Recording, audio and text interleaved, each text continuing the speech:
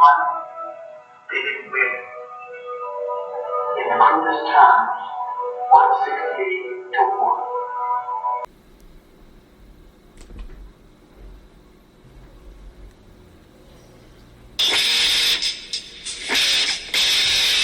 Steel Toes and Scoreboards podcast. Word association, Dirty Curdy. First thing that comes to mind. He changed the league, am I wrong? God, I hate Tom Brady. He's talented, but yeah. You just won't call him the GOAT, will you? We should have called ourselves the hashtag Tits Podcast. 1,000 downloads a day, guaranteed. Two idiots talking sports. I love it, bro. Is he the best running back you've ever seen? If he's not, then who is? Who do you put at number one, bro? There will be a Detroit Pistons Bad Boys episode one day. Man, you love that 2-year run, don't you? No, I do. You can get a hot bat anywhere. You build around your pitching, or at least I do if I'm in charge. Pitching and defense wins your World Series, hands down. I came out of the closet as a Lakers fan. Whoa, bro. Scared me there for a second. Oh, sure bet. Sure bet. There will be an increase of boxing talk on this show. I love boxing. I'm down for that anytime. Our few non-sports episodes have been pretty well received.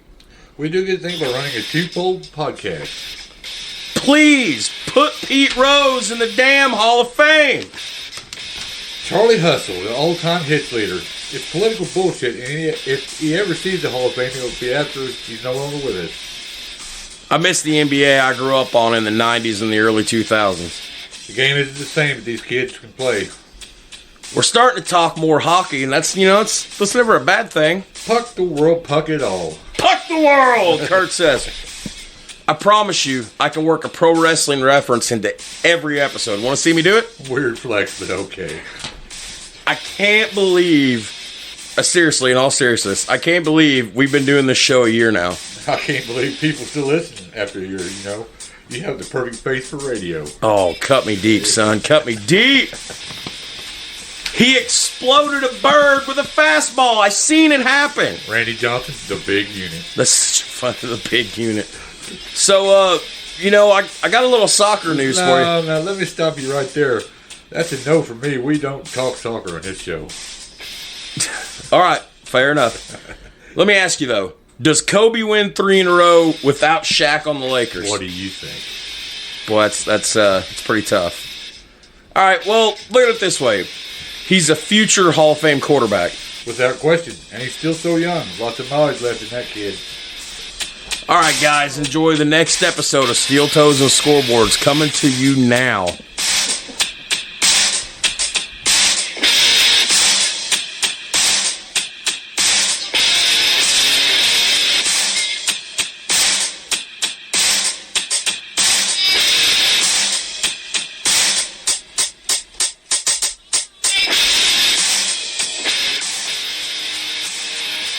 All right, guys, welcome to another episode of Steel Toes and Scoreboards.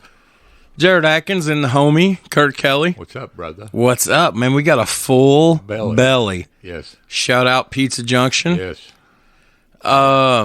Thanks for the pizza, bro. Hey, man, it was my pleasure. I haven't seen you in a while, and since you're making all the big bucks, right? Yeah, that's right. That's right. Well earned too.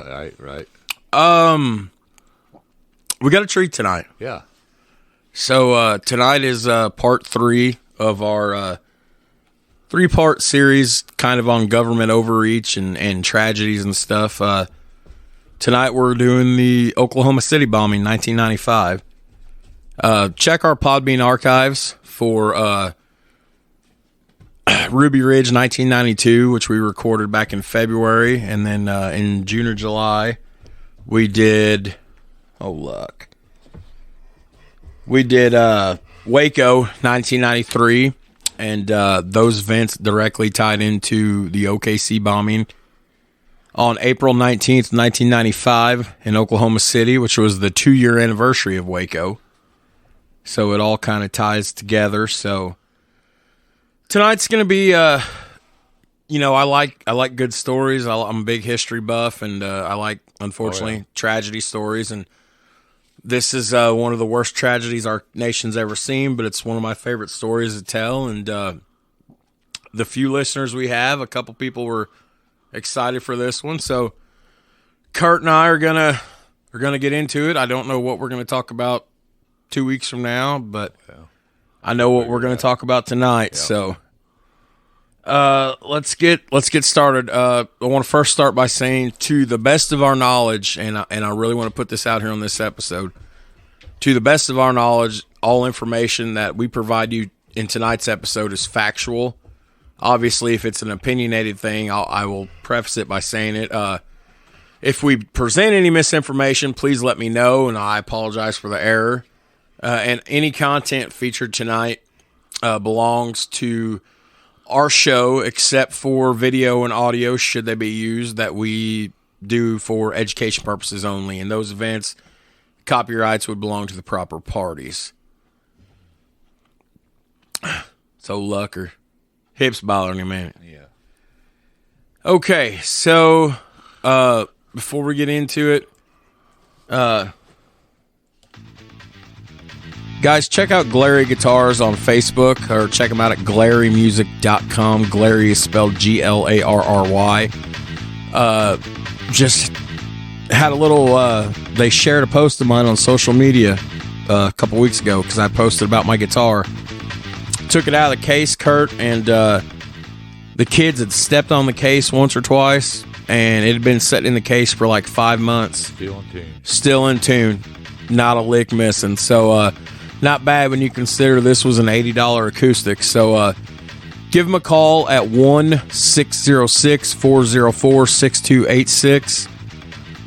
Again, Christmas time's coming up. If you've got a youngin' that's interested in music, I don't want to say cheap. They have very affordable acoustics. They have electrics. They have basses. They have fiddles or violins for you sophisticated types. They have all sorts of accessories. They have amps. Pretty sophisticated types. Yeah, that's right. So please, guys, with the holidays coming up, check out Glary Guitars. Check them out at glarymusic.com. We can't put them at the fiddle. That's right. If you're going to play in Texas, gotta have a fiddle in the gotta have a fiddle in a band. Lead guitar is hot. Okay, we gotta stop. For you sophisticated. All right. In the old days, I would say I'm going to fire up a Lucky Strike and we're going to get to it. But now I'm going to take a drink of cold Casey's General Store water. H2O, right? And hit the vape, and we're going to get into it. So, okay. Okay. I mean, we're going to try to fill in some comedy tonight. I mean, this podcast is mainly a comedy podcast anyways. Hashtag tits. Yeah, right. Two Idiots Talking Sports. Right.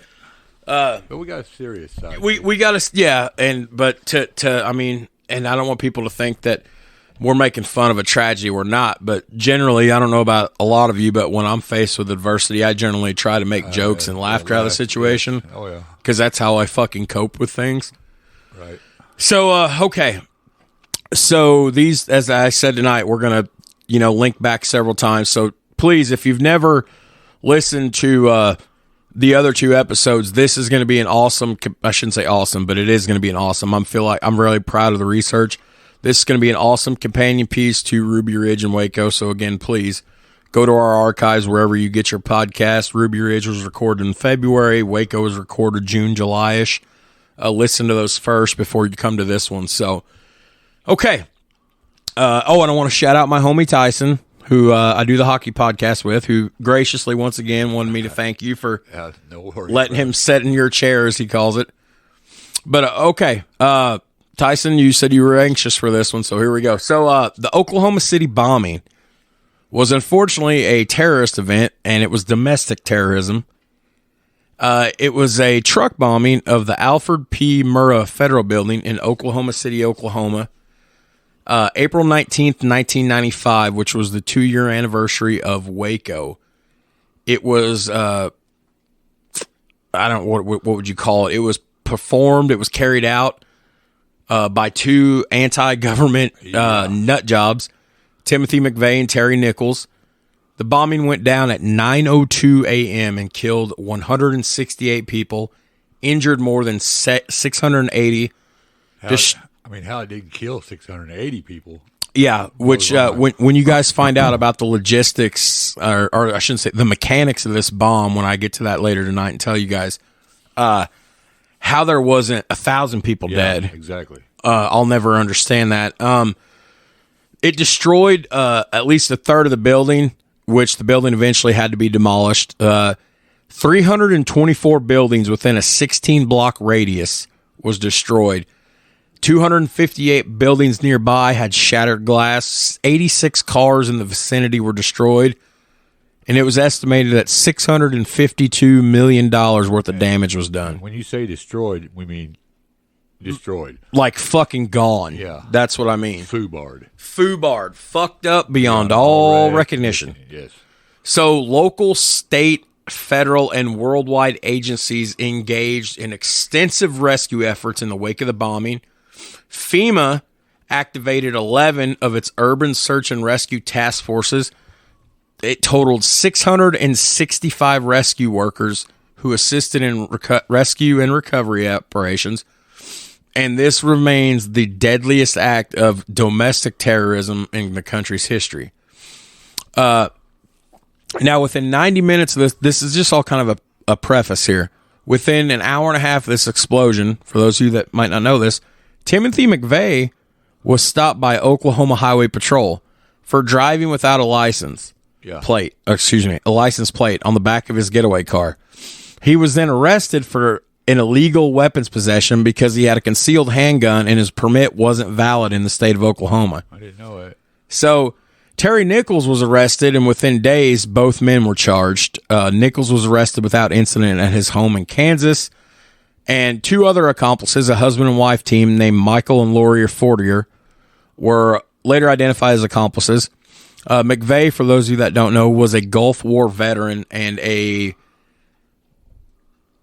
don't really want to say a right-wing extremist, but he was a very pro-militia guy. Yeah. And of course, he detonated a Ryder rental truck, a box truck, full of explosives. He parked by this building. Terry Nichols had assisted with prepping the bomb, motivated by his dislike for the same government that trained him to be a fucking killer in the Gulf War, and unhappy about his government's handling of Ruby Ridge in 92 and Waco in 93.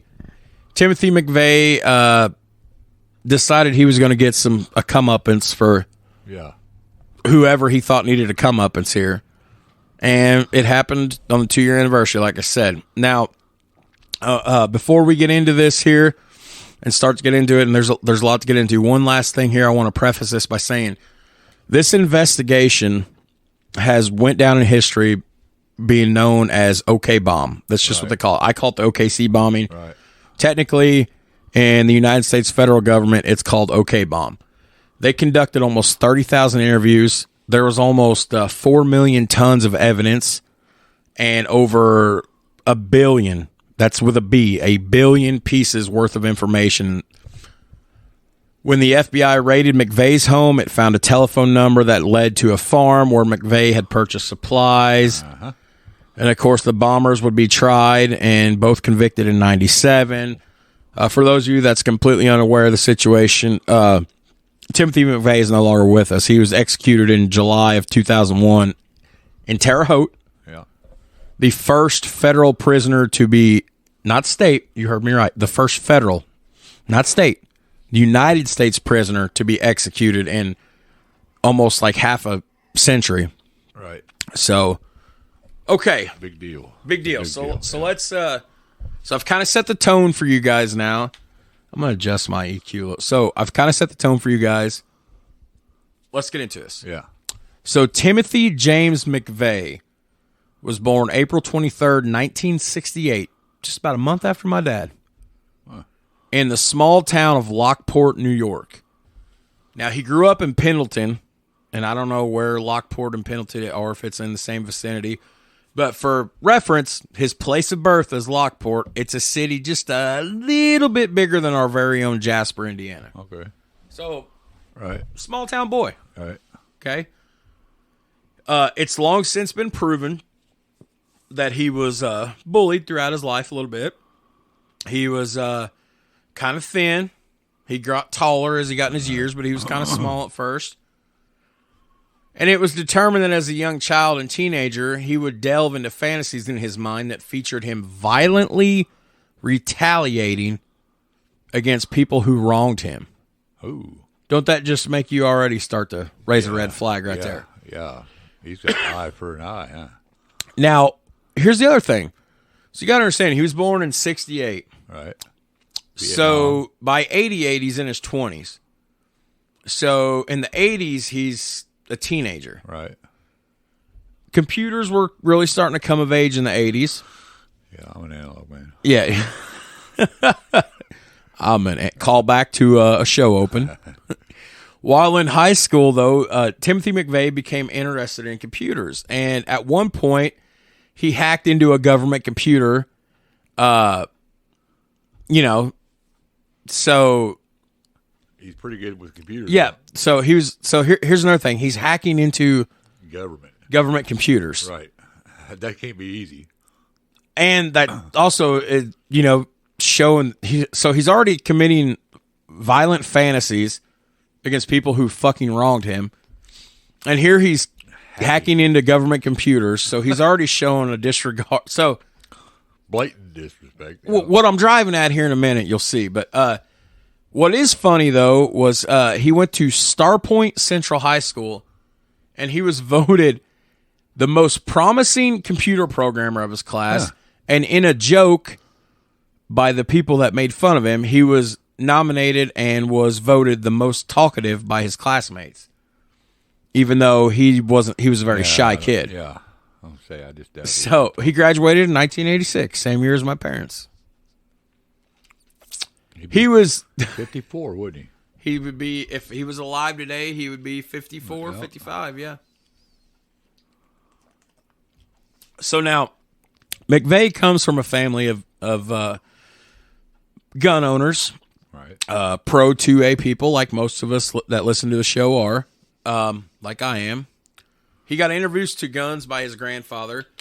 One of his things, it would later be determined that one of his goals in life was to own his own gun shop and, buy and sell and trade firearms. I wonder what.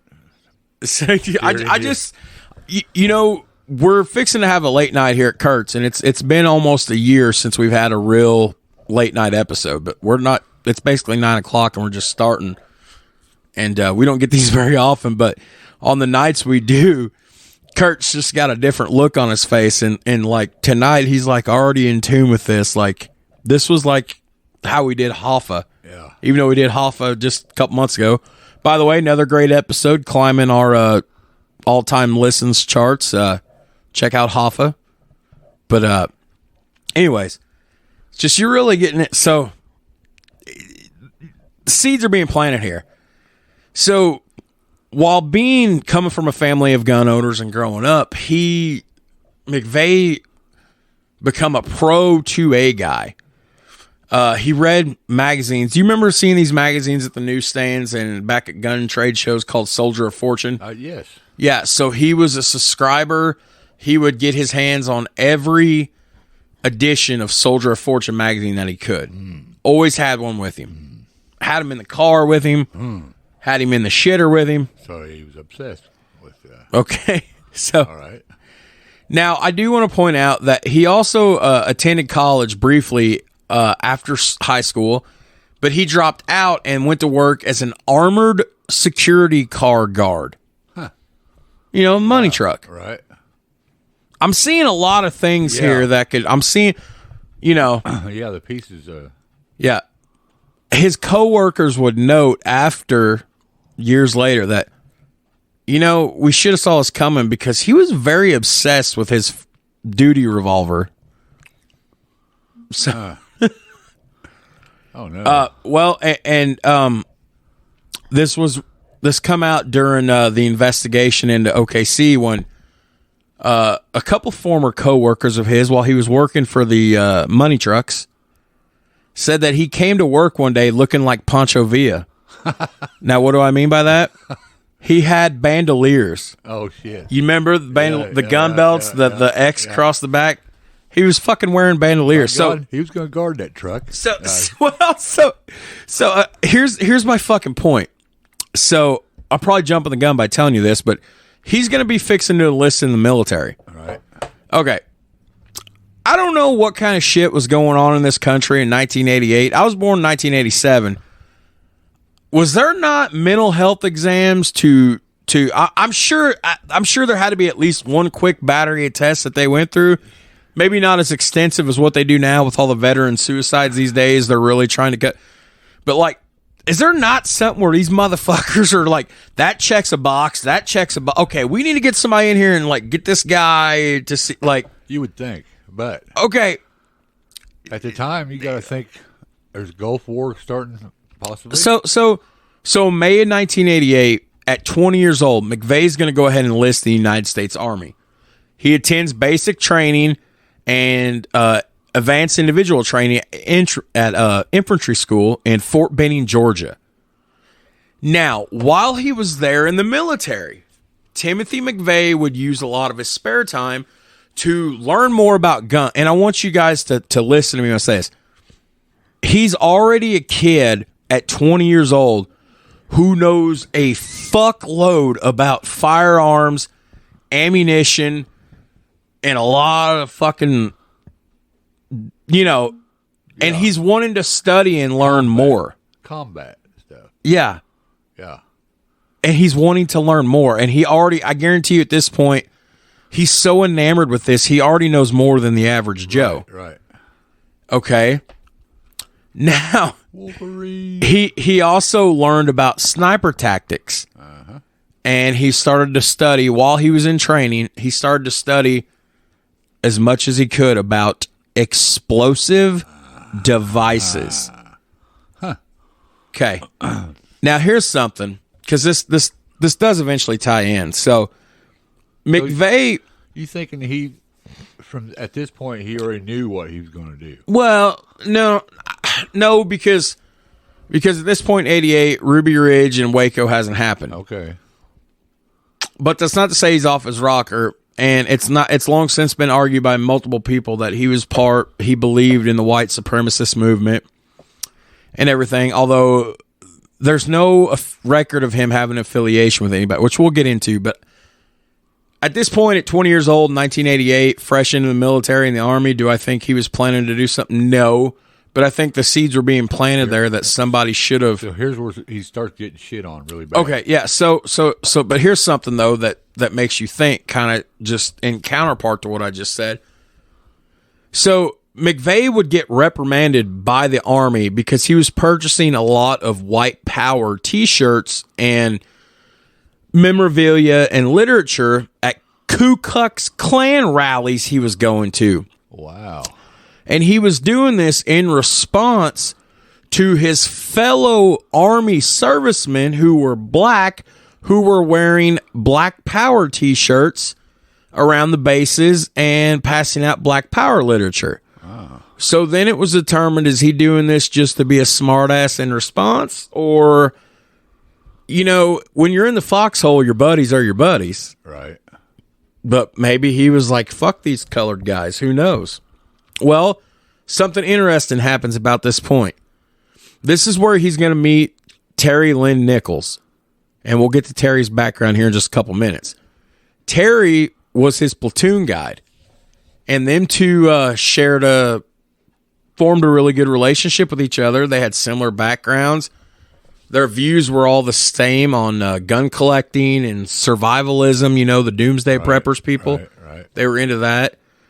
And then they would later get stationed together at Fort Riley in Junction City, Kansas, which plays a huge part in OKC bombing later on. And they met and become friends with their future third accomplice, Michael Fortier.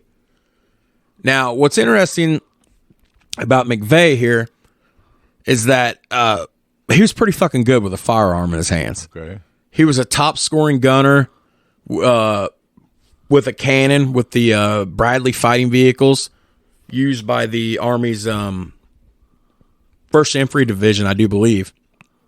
He got promoted to sergeant. After being promoted, he earned himself a nice little reputation for assigning what can literally be called as bitch work. Right. And we all know what the term bitch work means. He was assigning bitch work to colored service members and using racial slurs. Uh-oh. So there, that kind of Right. counterpoints what I was saying about him being a white supremacist, having no known affiliation, but then actions like this are happening. And like I said, he was stationed at Fort Riley in Kansas, and then one day the phone rings, and it's the president. Well, not really. I'm using it as a metaphor, but phone rings like, "Hey, boy, you're going to Desert Storm." Right. So I want to point something out here. Before his execution, McVeigh gave one television interview with 60 Minutes. Yeah.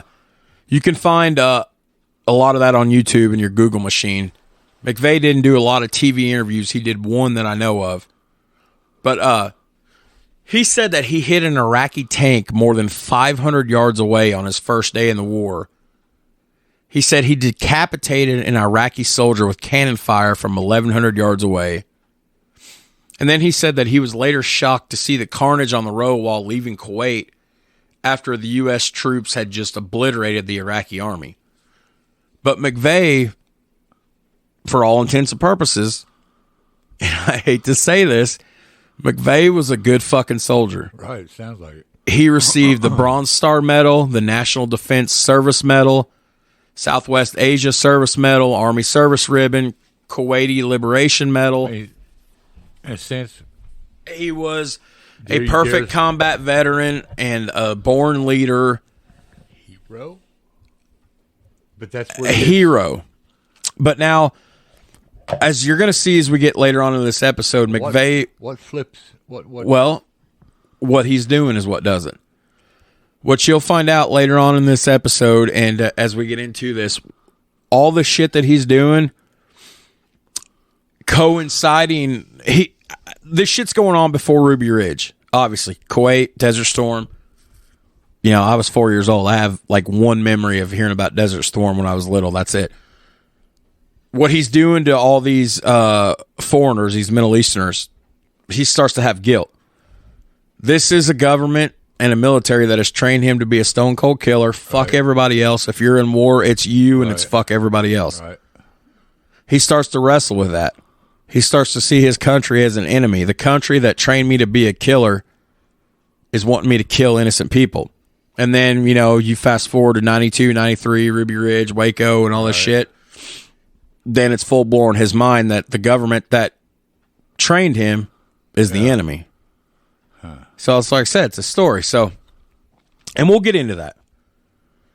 When McVeigh returned from Desert Storm, he wanted to join the Special Forces. As if this guy wasn't, you know. Right. Okay. But after only a couple days, he withdrew out of the 3-week program. Basically, he was not physically fit to be Special Forces. He was a good soldier. He was a fucking great soldier. But he wasn't physically or mentally fit enough by Army standards, whatever. So he wrote a letter to his superior saying that he wanted to leave the Army. And in 1991, Timothy McVeigh was honorably discharged from the United States Army and thanked for his service. He was a veteran. Now, I'm going to put the pause button on Timothy McVeigh for a minute because I need to talk about Terry Nichols because he's a huge part of this story, and Terry Nichols is going to be discussed. So, Terry Lynn Nichols was born April 1st, 1955, in a small central eastern Michigan town known as Lapeer. It's about the size of where I live in Ferdinand, Indiana. It's a town of about 8,000 people. Right. Small town. From all my research, he was a good child, third of 4 kids. He was raised on a farm. He took to tending farm very well, and he was known to have a bleeding heart. He would often care for injured animals, especially poor injured baby birds. So this guy was a nurturer. Okay. Okay. He's a killer. He's a nurturer. Nurturing a killer. So he was effective in classes in crafts and business law in high school, and he was a huge science nerd. He was also shy. While in high school, he played football. He was a wrestler. Now, his brother, James Nichols, who, by the way, James Nichols self-published a 400-page book about this bombing. And I forgot to put the title in there, so you can go look. He stated that his brother was good at artwork, book smart. James Nichols was held by the United States government. Terry's brother, James, was held for about a month by the federal government before they realized he had absolutely nothing to fucking do with this and had no knowledge of it, so they cut him loose. But for a month, because of his brother's association with McVeigh and his involvement, his brother was laying there swinging in the wind. But anyways, Terry Nichols wanted to go to school to become a doctor, and he graduated from high school in Michigan in 1973. He wanted to be a doctor, but he graduated with a 3.6 grade point average. That's not doctor material. I mean, it's close to a 4.0. Yeah. Now, he did go to school at Central Michigan. He completed 13 credit hours with a B grade average. He got average grades in biology, chemistry, and trigonometry. This is all important shit if you're going to be a bomb blower upper. Yeah, right. Right? A bomb blower upper. Yeah. And he got average grades. I just find that fucking hilarious. Like, well, he's going to blow himself up. Like, right? how bad are you at your fucking job that you're, in the future you're going to go to be a terrorist? And you could blow yourself up. But you could blow yourself up because you failed you barely passed fucking chemistry. Irony. Like, you're a bad bomb blower upper. You're bad at your job. There's an irony there for sure. Okay. But listen to this. In 1974, like I said, he was the third of four children, right? In 1974, his brother Leslie was badly burned in a fuel tank explosion on the farm. Just randomly, Now, I put that in there to show the bleeding heart side of Terry Lynn Nichols because he offered to give him skin for his skin grafts, his brother. Bleeding heart.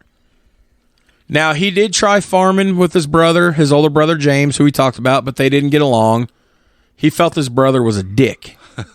So basically, in 1976, Terry Nichols would move to Colorado and obtain a license to sell real estate. After he closed his big sale, his mother told him she needed help on the farm. He returned to Michigan. And there in 1980, he met a real estate agent named Lana Walsh, who was a divorced mother of two, who was 5 years older than him. They married and had a son named Joshua, born in 1982. So now Terry Nichols is a father. During the marriage, Nichols had a lot of part-time and short-term jobs, carpentry work, grain elevator work, life insurance, real estate. Oh, shit. Run a gauntlet. According to his wife, she was the one that really had the career, and he was a housewife. Really? He was a stay-at-home house husband. He did most of the cooking, the cleaning, and the gardening. Way to go, Terry. Now, Terry never liked the farm life, though, as an adult. And in 1988, at the age of 33, because he's older than Timothy McVeigh, right, he said, "Fuck you all, I'm going to the Army."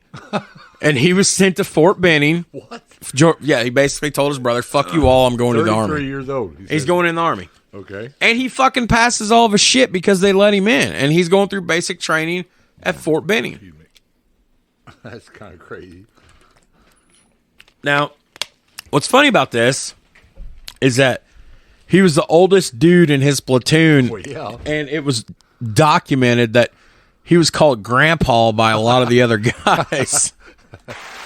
Damn it, I always fuck that up. They called him Grandpa. Papaw. Papaw Terry, come here, Papaw Terry. So, but of course, in his platoon was Timothy McVeigh. And like I said, they had the shared interests, shared political views. They were stationed together in Fort Riley. They met Michael Fortier. Nichols' wife would file for divorce after he joined the Army. Now, they had a conflict over child care. He requested and was given a hardship discharge in May 1989 to return home to take care of his son, who was 7 at the time. So he wasn't in the Army, but for a cup of coffee, you know, basically. Macho Man Randy Savage, cup of coffee in the big time. Look at me. Wrestling reference Yes. every episode. Oh, yeah, the Macho Man. Dig it. So, okay. So, as he left the Army, he told a fellow soldier that he would be starting his own military organization soon and would have an unlimited supply of weapons. Okay, I can see you looking at me at the corner of your eyes. I'm looking at the laptop. Just hold on to your panties, Gertrude. Here we go. So, in 1990, he was 35 years old. He married a 17-year-old girl named Marie Torres from the Philippines, who he met through a mail-order bride agency. Go ahead, say something. I know you want to. No, I'm out. Go ahead. No, go ahead. I'm out. Go ahead. Go ahead. No, go ahead. Hattie, old girl. Hattie, old girl. Come on, puss. No, you got nothing? No. I got Nothing? Okay. Let me rephrase this. I told you to hold on to your panties, Gertrude. In 1990, he's 35. He meets and marries a 17-year-old Filipino woman through a mail-order bride agency. When she arrives in Michigan several months later, she was pregnant with another man's child. Ooh. The child died at age 2 when he was suffocated in a plastic bag while Terry Nichols babysat for him. Huh. Wow. The woman initially suspected foul play, but there were no bruises or signs of trauma to the child. The death was ruled accidental. Okay. Nichols and the woman had 2 more children together during their marriage. Yeah, that's what you need to do. You can't take care of one. You need to have 2 more. And he's already got one from a previous relationship. Holy shit. That's what I'm saying. Like, these people are going unnoticed because the world's not going to realize who they are yet. But, like, hello, big red fucking fire truck. Yeah. Big He red fucking fire truck. impregnates a 17. Well, I mean, I guess she's an adult later on. But, okay, so I guess during the course of their marriage, Terry Nichols and Torres would frequently go back and forth between the United States and the Philippines. She was attending a local college, working on a degree in physical therapy. You know, sometimes he went with her. Sometimes he traveled to the Philippines alone, and she stayed home in Kansas. Whatever. There's something I'm going to tell you here that's important. Terry Nichols left a very cryptic message in a package of documents with his ex-wife, Lana Walsh, after she had already remarried, prior to him going to one of his villas to the Philippines alone without his current wife. Upon returning from the visit to the Philippines to learn that she had prematurely opened a letter instructing her what to do in the event of his death, he made a series of phone calls to a boarding house, you know, and then I guess sort of to, it had something to do with McVeigh, basically. This woman just decided, his new wife, the Filipino, she's like, I'm taking the kids and leaving. You're fucking nuts. So she's out of the picture. Okay. I know that was kind of an anticlimactic ending. Sorry, folks. Get what you pay for. So now, what I want to do, it's already craziness already, isn't it? It sounds like it, yeah. I mean, and these 2 are going to hook up. And become like the world's worst fucking tag team ever. Terrorists. Worst tag team terrorists. I'm telling you right now, if this was pro wrestling, they'd be booed out of every arena. Well, yeah. These are going to be the worst tag team ever. Hulk Hogan would have fucked these guys up. Yes. Okay, so 29-inch guns. what you gonna do, brother? The 24-inch pythons, brother. I just blew out somebody's eardrums. You hear how loud that was? That was my eardrums. That was, what you gonna do? Why do we have listeners? I don't know. It's the comedy, man. We're fucking idiots, bro. So here we go. Man, I just ate a hair off the mic. That was one of my children's hairs, too. I'm telling you, the girls get up here and they play with these mics. They're not even on. My 4-year-old's up here going, do you want to go to the park today? That's what she was doing the other day. Because when I'm working on, I'll leave the laptop case open and they get in there and the big carry-on bag that's got all the equipment in it. It's fucking comical. All right, where are we? Timothy McVeigh, Oklahoma City. Okay, before we get to the meat and taters of this episode, we got a lot to go through. I would like to now, if it's okay with you, but I'm going to overrule you because we need it for the notes. I'd like to present and talk about a little bit of what happened with McVeigh and Nichols kind of after they were out of the Army. Okay. Which we kind of just, we lightly, greased the wheel. Yeah. We painted the corner of the plate with the pitches there, but now we need to come down and start throwing strikes. Right. So, McVeigh would write letters to local newspapers after he got out of the military, just complaining about things. Okay. It started with taxes. Yeah. Taxes. Yeah. Taxes. All right. Okay. For those of you I didn't put in here what papers these were, Google machine, everything. There is a plethora of McVeigh liked to write. He was a writing son of a bitch. Maybe he was an analog man too, even though he was computer smart. Right. He could have been. He wrote letters and editorials. He wrote fucking essays, and it's all out there. What's up, essay? Jose. In 1992, he would write a letter to a local paper, quote, "Taxes are a joke. Regardless of what a political candidate promises, they will increase. More taxes are always the answer to government mismanagement. They mess up, we suffer. Taxes are reaching cataclysmic levels with no slowdown in sight. Is a civil war imminent? Do we have to shed blood to reform the current system? I hope it doesn't come down to that, but it might." Ooh. Huh. Red flag. Big red fire truck. Now, he would also write a letter to his congressman, John fucking however you say his name. LaFelsey? We'll just call him LaFelsey. Okay. He's a Democrat. Okay. We don't talk politics here. Huh. He's a Democrat, I'll just say that. Right. Wonder which way I vote. But he wrote a letter to his congressman complaining about the arrest of a woman who had been carrying mace in her purse. Quote, "It is a lie if we tell ourselves that the police can protect us everywhere at all times. Firearm restrictions are bad enough, but now a woman can't even carry mace in her purse." So he's pushing back against the anti-gun. He's kind of pushing back against the government and everything. Yeah. Now, you want to hear something really interesting? McVeigh would move in with Terry Nichols, who would move in with his brother James Nichols on their farm around Decker, Michigan. Now, while visiting friends, McVeigh reportedly complained that the Army had implanted a microchip into his buttocks. Forrest Gump. Yeah.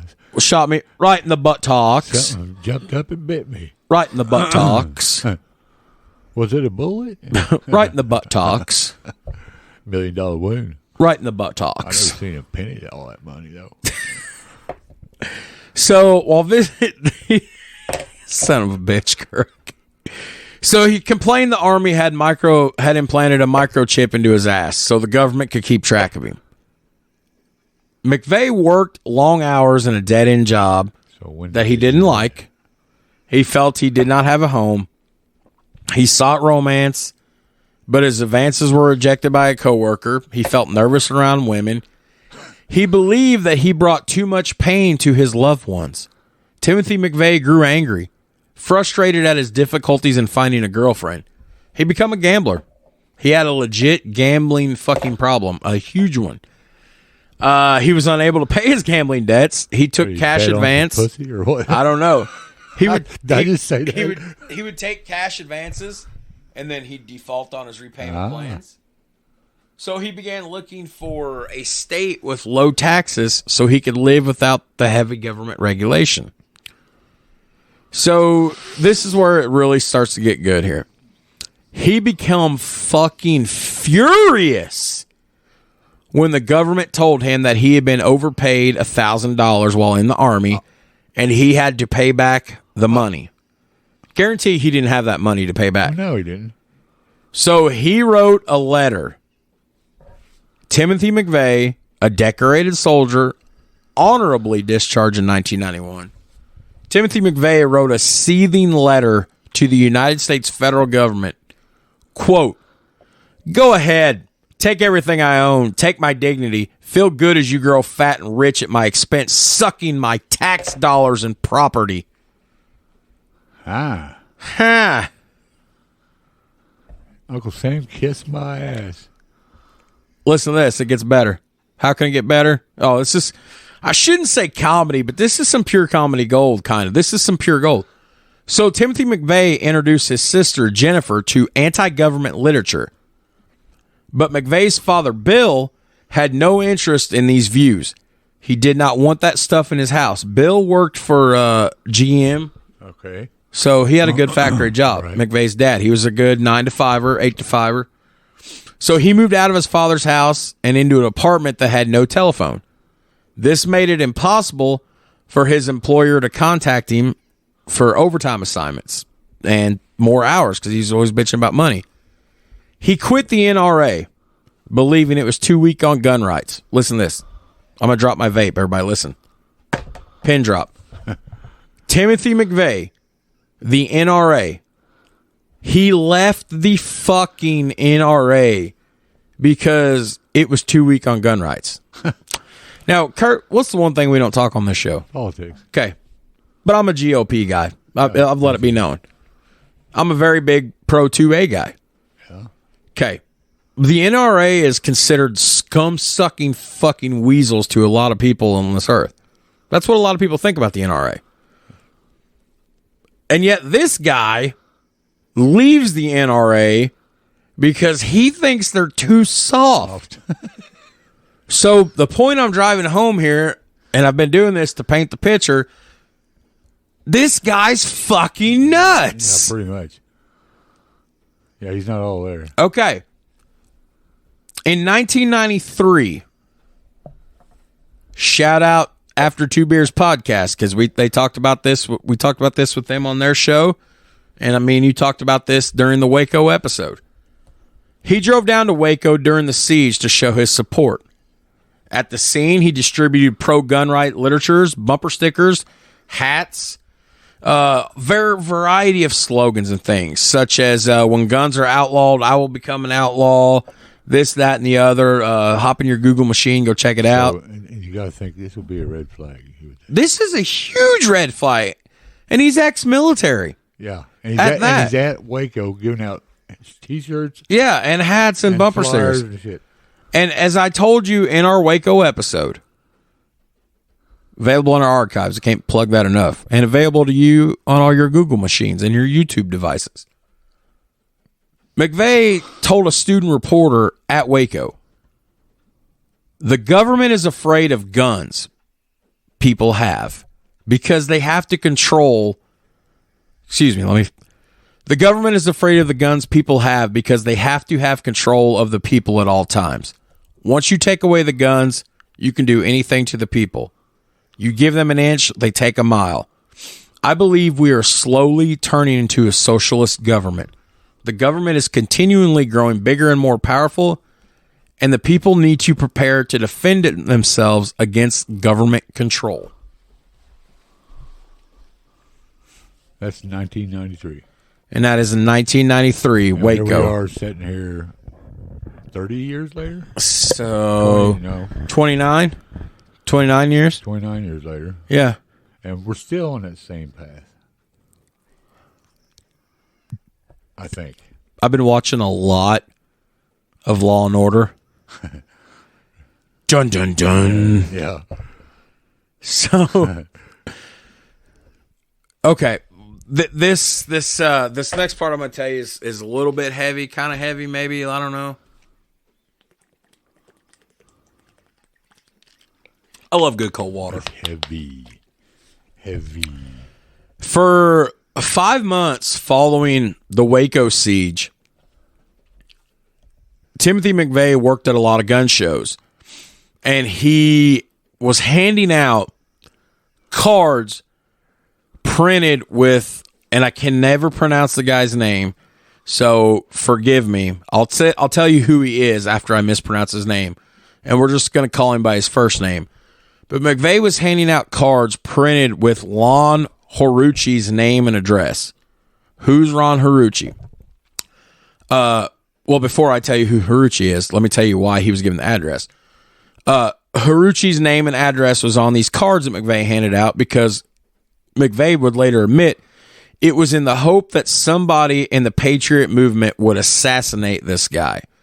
Haruchi is an FBI sniper, and he is most notably known for the shooting of killing of Vicki Weaver while she held baby Elishaba, which I have told you that story till I've been blue in the face, and I've talked about it at length in our Ruby Ridge episode. When the hostage response team was called in after the death of Billy Dagan, the very next morning at Ruby Ridge, the front door was open. Vicki Weaver stepped out on the porch holding her infant child, baby Elishaba, and Haruchi put a round through her fucking eye. Point blank, put a round through her eye. Murder. Now, again, this is a OKC episode, not a Ruby Ridge episode, but I want to point this out.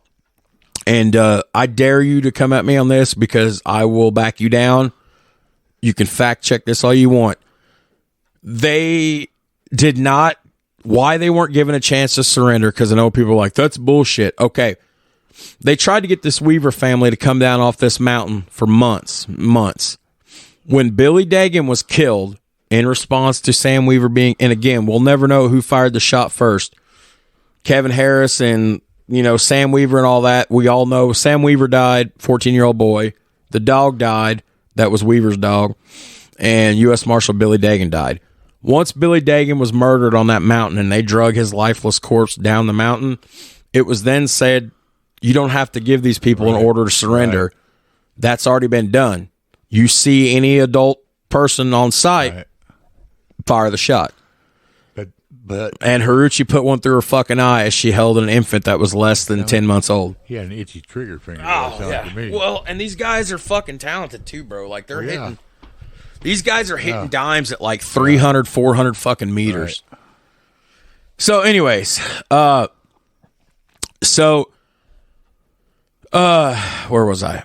So McVeigh would write hate mail to Haruchi, suggesting to him that what goes around comes around. And as we'll get to in a minute, Haruchi was later a target. And unfortunately, McVeigh decided to just take out a building instead. Now, I want you guys to understand, McVeigh was he was a staple on these gun shows. He went to over 40 states visiting 100 or more gun shows. And he found that the further west he went, there was more anti-government people out there. The last, the final frontier. Yeah, the last frontier. The last frontier, yeah. So, and it was while out there that McVeigh really got enamored with some hardcore anti-government literature called the Turner Diaries. And the Turner Diaries was basically, I can't remember the author's name. It might be in the notes later, but the Turner Diaries was basically this white supremacist movement. And in one of the books, they build a bomb and they blow up an FBI building and they kill like 800 people. Okay. And this was supposed to be a storybook, fiction, comic book thing. Okay. McVeigh would bring these books to every gun show he would go to. He would read people excerpts out of this book. When McVeigh was pulled over on I-35 or whatever it was, an hour and a half after he detonated the bomb, in the front seat of his 78 gold Mercury Marquis lay copies of the Turner Diaries. So anyways, an author said, quote, in a gun show culture, Timothy McVeigh found a home. Though he remained skeptical of some of the most extreme ideas being bandied around, he liked talking to people there about the United Nations, the federal government, and possible threats to American liberty. Now this is one of my favorite parts right here. McVeigh had a road atlas with him with hand-drawn destinations of most likely places for nuclear attacks. He considered buying property in Arizona, which he determined to be a nuclear-free zone. He lived for a brief period of time with his friend Michael Fortier from the military and his wife. And the two became so close that he would become a best man at Fortier's wedding. McVeigh experimented with cannabis and methamphetamine. There it is right there. The devil's lettuce. Yep. That's what. Hey, stop smoking your reefer. That's what did this. Yeah. Right there. Yeah. Potheads. He's fucking potheads, man. Fucking potheads. Yeah. I don't like potheads. How about you? Killers. They're Killers. Yeah. Anyways, basically, I told you this, tell you this, because Fortier would have a falling out with McVeigh, and eventually Fortier would turn state's evidence against McVeigh. McVeigh thought he had a drug problem, and he couldn't be trusted. So they had a falling out, kind of, which I kind of jumped the gun there. That's all right. April of 93, McVeigh headed for the farm in Michigan where Terry Nichols lived. This bag of weed. Yeah, with a bag of reefer. It was while watching live coverage of Waco that Nichols and his brother began teaching McVeigh how to make explosives by combining household chemicals and plastic jugs. The destruction of the Waco compound enraged McVeigh and convinced him that it was time to act. He was particularly angered by the government's use of the tear gas, which we talked about at length in our episode, with women and children. He had been exposed to gas as part of his military training and was familiar with its effects. The disappearance of certain evidence, such as the bullet-riddled, steel-reinforced front door to the complex, led him to suspect cover-ups by the federal government. Here's something else. McVeigh's anti-government rhetoric would slowly become more and more radical. He began to sell ATF, he began to sell Bureau of Alcohol, Tobacco, Firearm, and Explosives hats riddled with bullet holes, and a flare gun that he said could shoot down an ATF helicopter. Hey, I'll tell you something. I can take down an ATF helicopter with this goddamn flare gun right here. You want to see me hit it? Here's some hats with holes in them. Yeah, and it gets better. McVeigh would produce home video, and you got to think, back in 1992, 1993, 1994, no net. Home video technology was not the greatest. These big-ass, heavy 15-pound, 10-pound cameras with the VHS tapes. But he would produce videos detailing the government's actions at Waco and handing out pamphlets with titles such as "The U.S. Government Initiates Open Warfare Against American People." Or how about this title? "Waco Shootout Evokes Memories of Warsaw, Poland, 1943. That's some Hitler shit. Yeah. Okay? He began changing his answering machine greeting every couple weeks to various quotes, such as Patrick Henry's, "Give me liberty or give me death." He began experimenting with making pipe bombs and other small explosive devices. When the government would impose new firearms restrictions in 1994, McVeigh had fucking had enough, as he believed it threatened his livelihood. Huh. Damn. You need a little more? Well, yeah. You need some more? Yeah. I mean, I ain't convinced yet he's a killer. You're not convinced yet? Nope. You convinced he's psycho yet? No? Uh-uh. Okay, you need some more? So, McVeigh had one real childhood best friend. That was it. A lot of kids have a lot of friends. But it was found out that McVeigh had only one true childhood best friend, a guy by the name of Steve Hodge. And towards the end of 93, somewhere around 93, 94, wherever, I could in fact check the date on it, somewhere in this time period. So we're looking at late 93, and then middle of 94. McVeigh would begin to disassociate from Steve Hodge, who he always kept in contact with. But he wrote Hodge a 23-page farewell letter. This is what I'm telling you guys. Timothy McVeigh loved to write. He loved to push his word, push his narrative. He wrote a letter, and I got a little bit of that. Do you want? Okay. This is his childhood best friend. Okay. The one person on earth who might be there for him at all time. McVeigh declared, quote, "Those who betray or subvert the Constitution of the United States are guilty of sedition and or treason, are domestic enemies, and should be punished accordingly. It stands to reason that anyone who sympathizes with the enemy or gives aid or comfort to said enemy is likewise guilty. I have personally sworn to uphold and defend the Constitution against all enemies, foreign and domestic, and I will. And I will because not only did I swear to it, but I believe in what it stands for in every bit of my heart, my soul, and being. I know in my heart that I am right in my struggle, Steve. I have come to peace with myself, my God, and my cause. Blood will flow in the streets, Steve. Good versus evil. Free men versus socialist wannabe slaves. Pray it is not your blood, my friend. End quote. Yeah. Okay. So, wow. I need a drink. Fill time. I'm doing a lot of Let's talking. drive over and arrest him right now, golly. Oh, so that convinced you there? Yeah. Pretty much. And they couldn't see this coming. So here's one last piece. Here's one last piece on McVeigh, and then I got a little bit of shit for you about Terry Nichols. So McVeigh felt the need to personally do reconnaissance. What do you do as a soldier? You recon. Recon, yeah.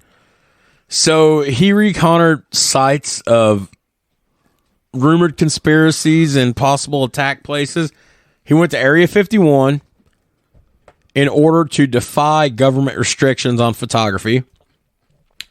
He went to the Gulfport, Mississippi to determine the veracity of rumors about United Nations operations, takeover shit, I don't know. These were false. The Russian vehicles on site were being configured for use in UN-sponsored humanitarian aid efforts, blah, blah, blah. So it was around this time that McVeigh and Nichols began making bulk purchases of things, which we'll get to.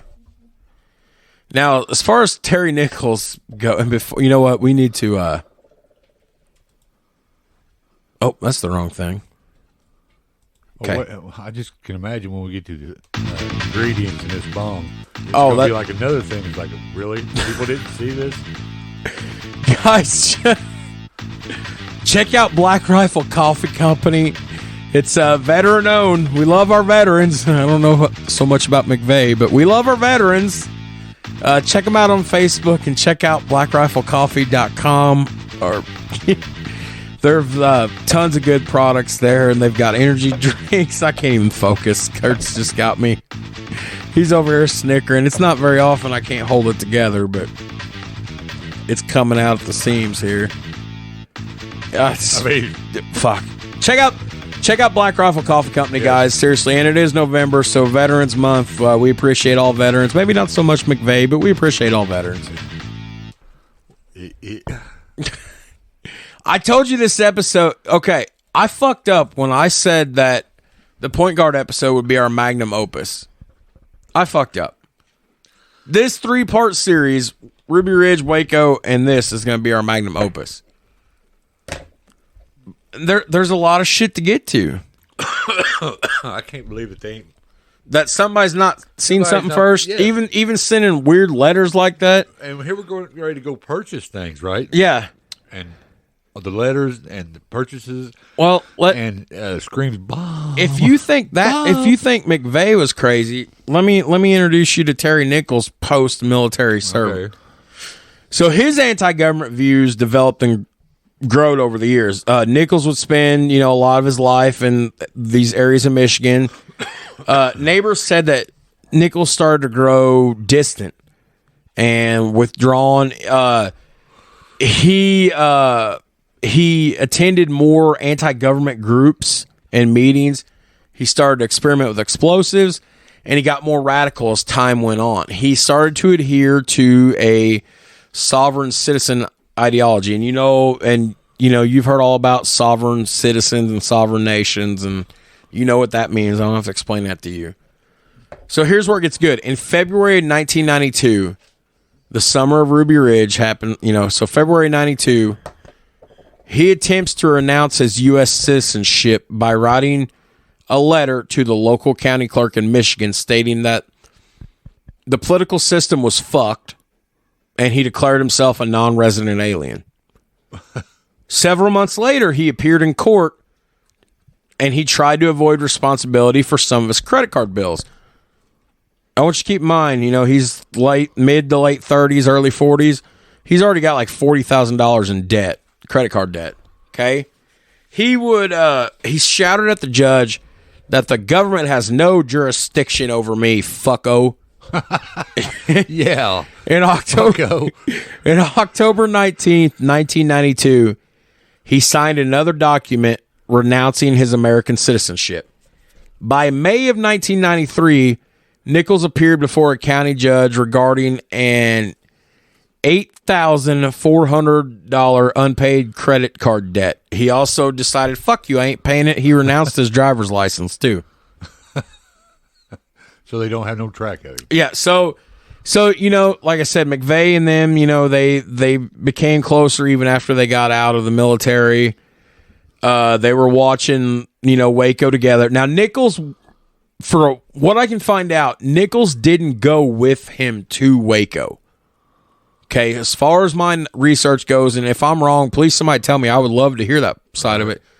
As far as my research goes, McVeigh went to Waco without Nichols. Okay, but they were both watching, parts of it on TV, and, I'm sure they stayed in touch. Yeah, they, So, collaborating. They did do a lot of the gun shows together, and of course Nichols moved around all the time. He moved to Vegas briefly to try to work construction. He failed at that. He sucked. He went to Kansas and was hired as a ranch hand. He sucked and failed at that. By March of 1994, he's living in Kansas. He sent a letter to the clerk of Marion County, Kansas, saying that, quote, I am not subject to the laws of the United States government. Do not withhold my federal taxes from me. And his employer said he was a hard worker, but unusual in his political views. And then he quit his job after they took federal taxes out on him. Right. So when he quit, though, in the fall of 1994, now fall, that would be September, October, November-ish, right? Right. 1994. When he quit his job, he told his boss he was going into business with Timothy McVeigh. Huh. Okay. Okay. So now I think we can all agree that both these motherfuckers were, what's the expression, off the rockers? They're going to open up a mall and Paul gun shop? Or I don't know. Like, who could have predicted what was coming? Like, all right, now, so how do we get to April 19th, 1995? How do we get there?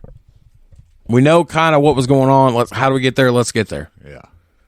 So the roots of this bombing start off way back then with them meeting in the Army.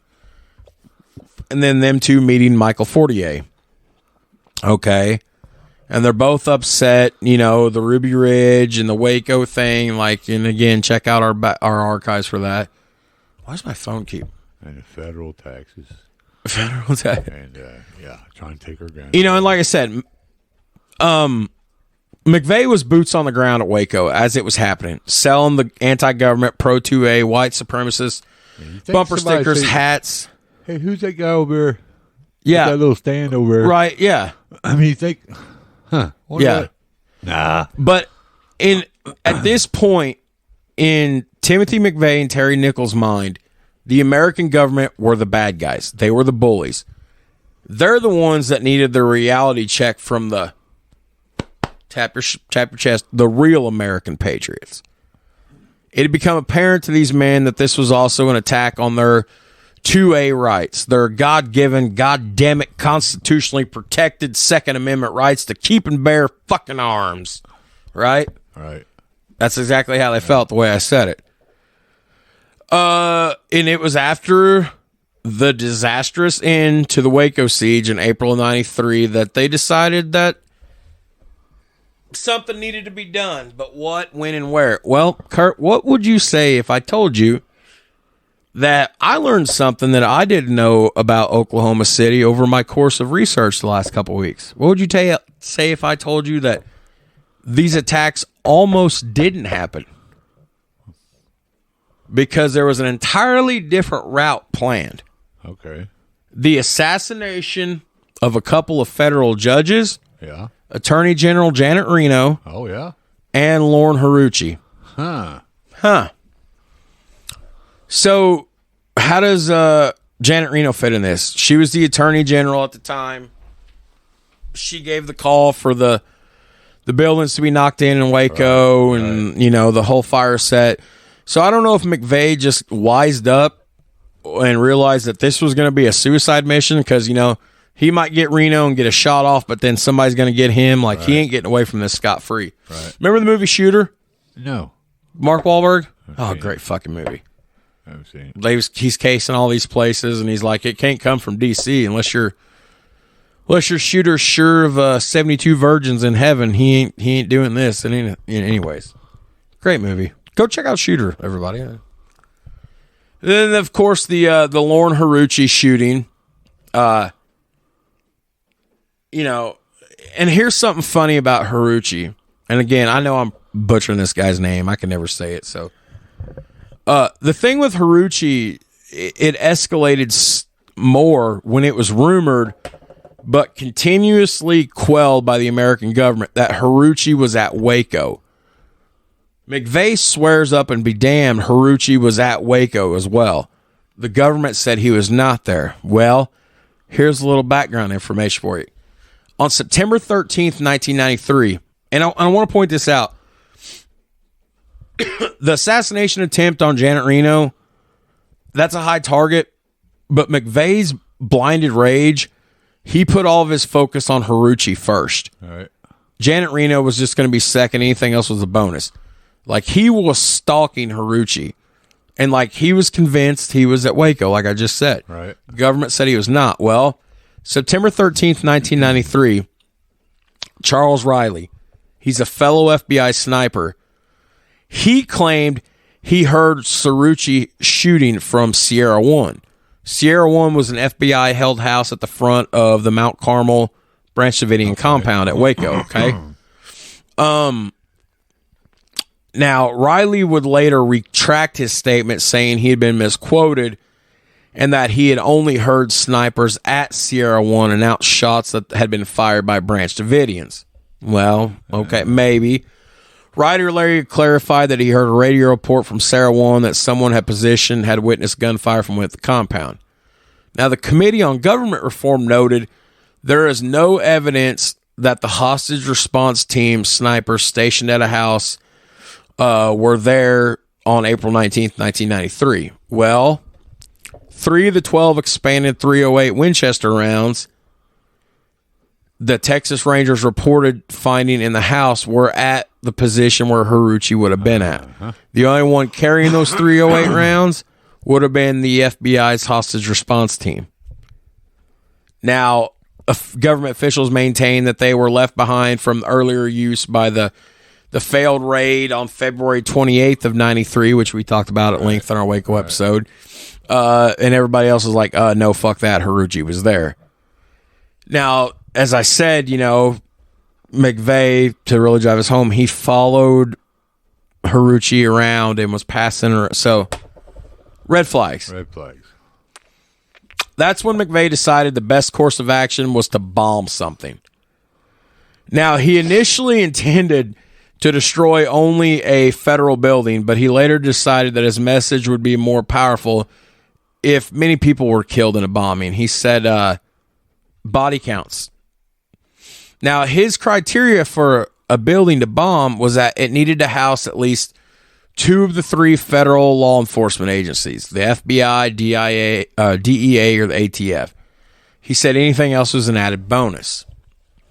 Now, they scouted targets in Missouri, Arizona, Texas, Arkansas. But now, in his biography, he had pointed out that they were looking at a place called Simmons Tower, which is a 40-story building in Little Rock, Arkansas. You know why he didn't pick that one? There was a local flower shop on the first floor of the building, and he didn't want, people to be hurt.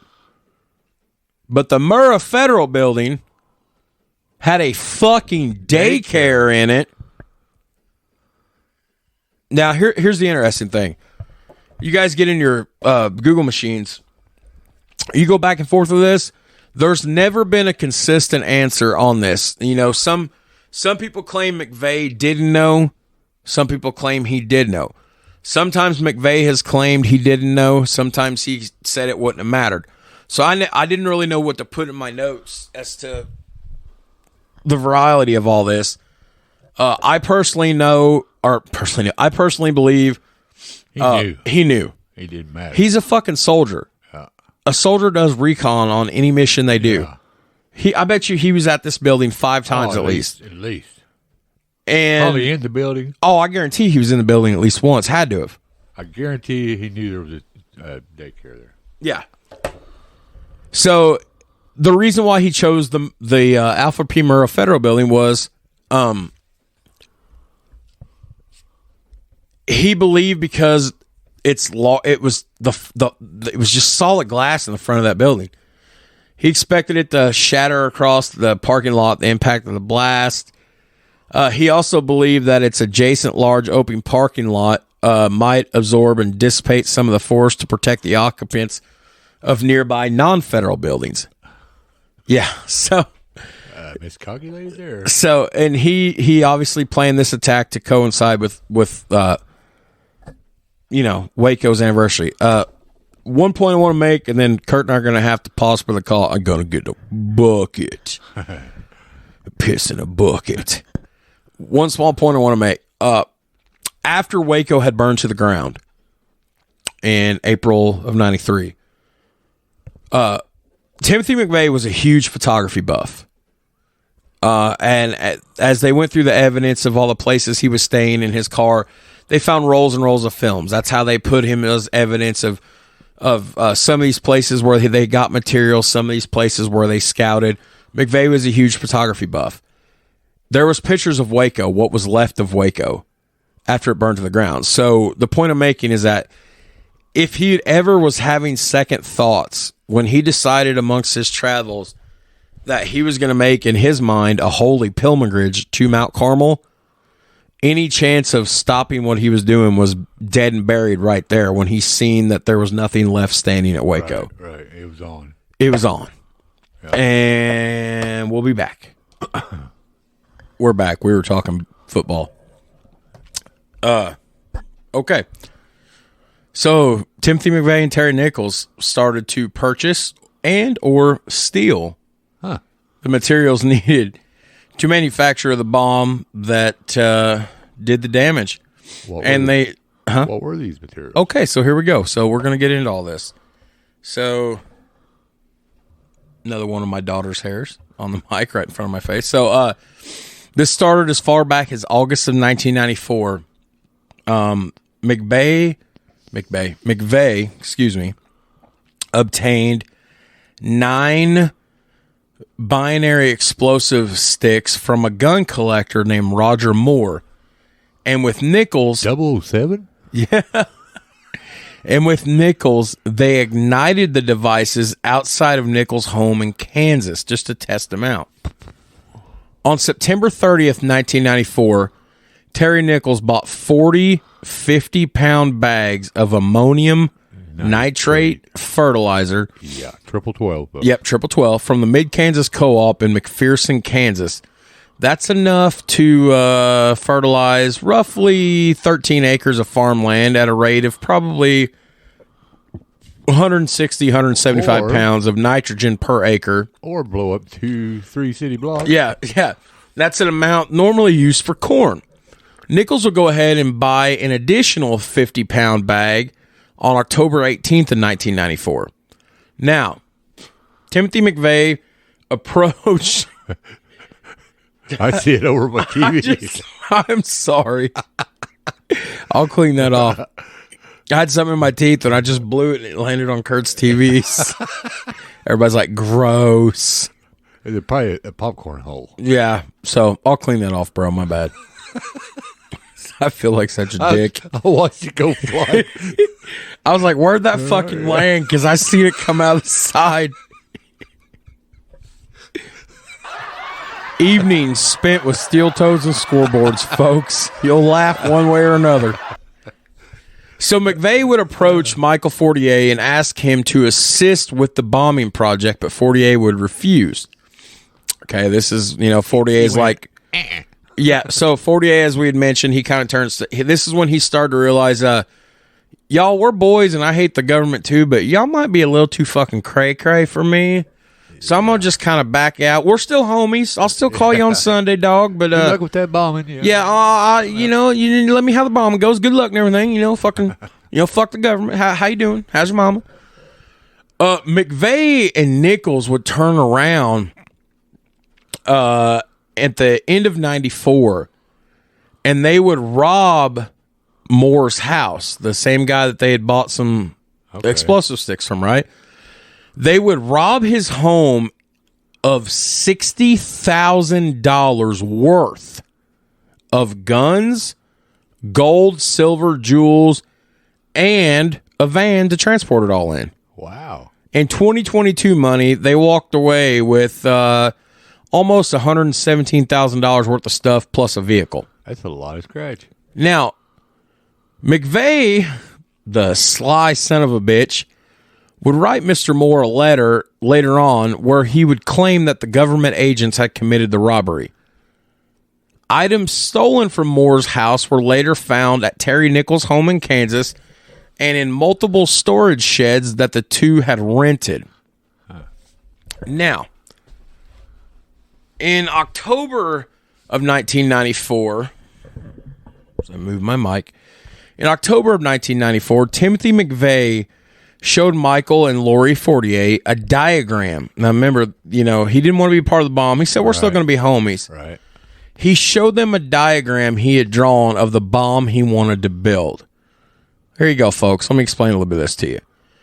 McVeigh planned to construct a bomb containing more than 5,000 pounds of ammonium nitrate fertilizer mixed with 1,200 pounds of liquid nitromethane and 350 pounds of Tovex sausage explosives, named because they're in a tube and shaped like sausage casings, including the weight of 16 55-gallon U.S. drums in which the explosive mixture was to be packed. The bomb would have a combined weight of about 7,000 pounds.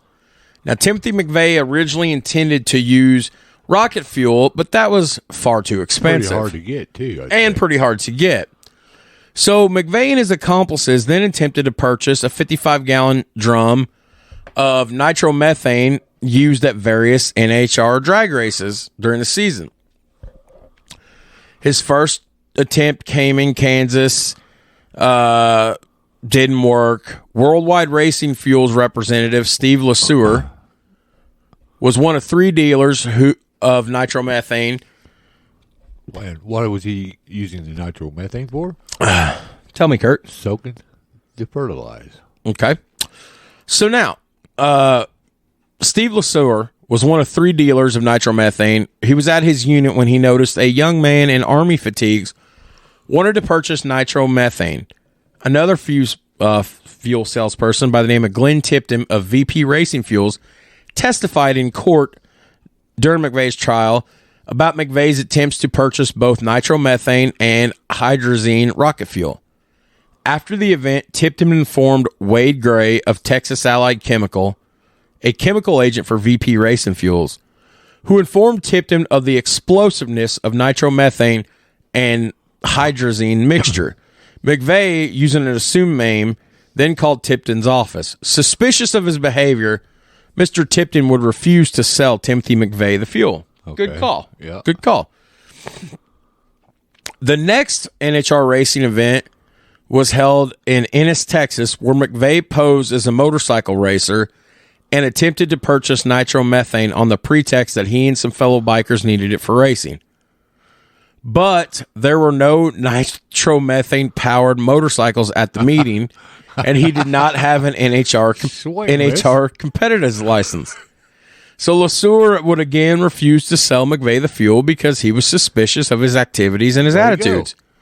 But VP Racing Fuels representative Tim Chambers said, I'll make a sale. And they sold 3 barrels of it to Timothy McVeigh. Oh, no. Chambers questioned the purchase of 3 barrels when typically only 1 to 5 gallons would be purchased by a top fuel Harley rider. But he thought, what the fuck? Make a little extra money for the company. Give myself a good pat on the back, eh? Oh, boy. He sold them. 3 barrels. There we go. There's the fuel for the... The best part that he was posing as this motorcycle racer, that class of bikes weren't even racing that weekend. They weren't there. That is but he's like, I'm still selling. Yeah, maybe he's just coming to scope it for next weekend. Okay, boy. So McVeigh would rent a storage building and stockpile 7 crates of 1.5 foot long. We're talking 18 inches, folks. Tovex sausages, 80 spools of shock tube, and 500 electric blasting caps, which he and Nichols had stolen from a quarry. This is the same bomb that we use in surface mining. Yeah, they stole it from a rock quarry in Marion, Kansas. Coal mining? Mm-hmm. That's the same mixture. Close. Now, they decided they weren't going to steal any of the 40,000 pounds of ANFO. Kurt, what's ANFO? That's blasting powder. ANFO is ammonium nitrate fuel oil mixture, which makes shit go boom. Boom. And while doing this theft, they found 40,000 pounds of ANFO, but they decided not to steal it because that would be too suspicious. Okay. I mean, they're already stealing this. I mean, it's right there, but fuck it. We're not going to steal it. Plus, they already have what they needed. Plus, how the fuck are you going to make out with, 40,000 pounds of... I mean, how are you going to make out and not get caught with this shit on the back of a truck? Right. Now, here's how much planning went into this. McVeigh would make a prototype bomb that was detonated in the desert to avoid detection. Later on, and as you're going to come to find out as we get into this more and more, I have a lot of McVeigh quotes in here. These were all done with interviews done by him after Oklahoma City and some of the things he said at trial, which he didn't say a lot, and some of the things he published in essays after trial, and some of the things he published and posted to people before they knew who the fuck he was, before he got famous. Right. I got a quote here. And it was speaking about the military mindset in which he went about the preparations for this. He said, quote, "You learn how to handle killing in the military. I faced the consequences, but you learn to accept it." In his mind, he compared his actions to the atomic bombings of Hiroshima and Nagasaki, which was in retaliation to the attack on Pearl Harbor. He doesn't compare his actions to the attack on Pearl Harbor. He compares it to the retaliation attack, which wiped out innocent people. Right. Okay. His reasoning was it was necessary to prevent more lives from being lost if I just take a few lives now. Excuse me. Okay. So here we're leading up to D-Day. Yeah. On April 14th, 1995, so we're just 5 days before the bombing, right? Right. McVeigh paid for a hotel room at the Dreamland Motel in Junction City, Kansas. This is where he makes a fuck up. Well, I take that back. We're gonna get to this, but I want to set the prefaces for this now. Either he wanted to get caught because he wanted people to know, and part of me thinks he did want to get caught, but part of me also thinks that how these people go when they plan things. How do serial killers eventually get caught? They get cocky, they get lax, they fuck up. Right. He had 2 years of meticulous planning here. When he paid for the hotel room on the slip, he signed Timothy McVeigh instead of his alias. Everything else, renting the rider truck and everything. So he slipped up. Buying all this shit or not, we don't know. All this other shit, it was always an alias. But the hotel room that puts him there, either he had a moment of weakness and he fucked up, or he intentionally tried to get caught. But at this hotel in Junction City, Kansas, he paid for the hotel under the name Timothy McVeigh. But later on, the very next day, he goes and rents the box truck, the 1993 Ford box truck. He uses his alias and gives him his alias driver's license, which was, by the way, a South Dakota driver's license with the name of Bob Kling. He said he got this because he knew an Army soldier named Kling, who he looked like, and also because it reminded him of the Klingons from Star Trek. Okay. There's your great creative genius right fucking there. Wow. This man had an IQ of 126. Huh. I gotta get a drink, bro. I talk more than you do on the show, so Yeah.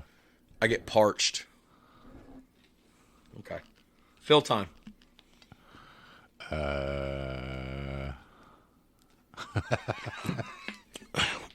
That's why you're such a great part of this show. So on April. I always feel like I'm going to fall face first on this table when I sit like this. On April 16th, 1995, McVeigh and Nichols drove to Oklahoma City where he parked his getaway car. The same gold, yellowish 1978 Mercury Marquis that we talked about. Right. He parked it blocks and blocks and blocks from the... What he needed to. Yeah, well, obviously, right? We would later find out afterwards that the nearby Regency Hotel lobby security cameras recorded outside images of Terry Nichols' square body GM pickup on the camera driving past. So obviously it puts Terry Nichols there. Now McVeigh would remove the car's license plate. He left a note covering the VIN number that read, "Not abandoned, please do not tow, will move by April 23rd, needs battery and cable." Huh. They then go back to Kansas for a couple of days. On October 17th, on April 17th through the 18th of 1995, they have the Ryder truck with them in Kansas that they've rented. They remove bomb supplies from their storage units, and they go out to a state park. They nailed boards onto the floor of the truck to hold the 13 barrels in place, and they mix the chemicals using plastic buckets and a bathroom scale. Each barrel weighed close to 500 pounds. McVeigh would add more explosives to the driver's side of the cargo bay, which he could ignite, at close range with his Glock 21 pistol in case the primary fuses failed. Unfortunately, that would mean his death as well. Right.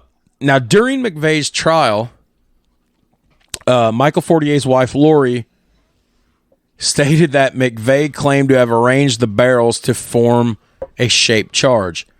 This was achieved by tamping, which is placing material against the explosives opposite of the target on the explosion.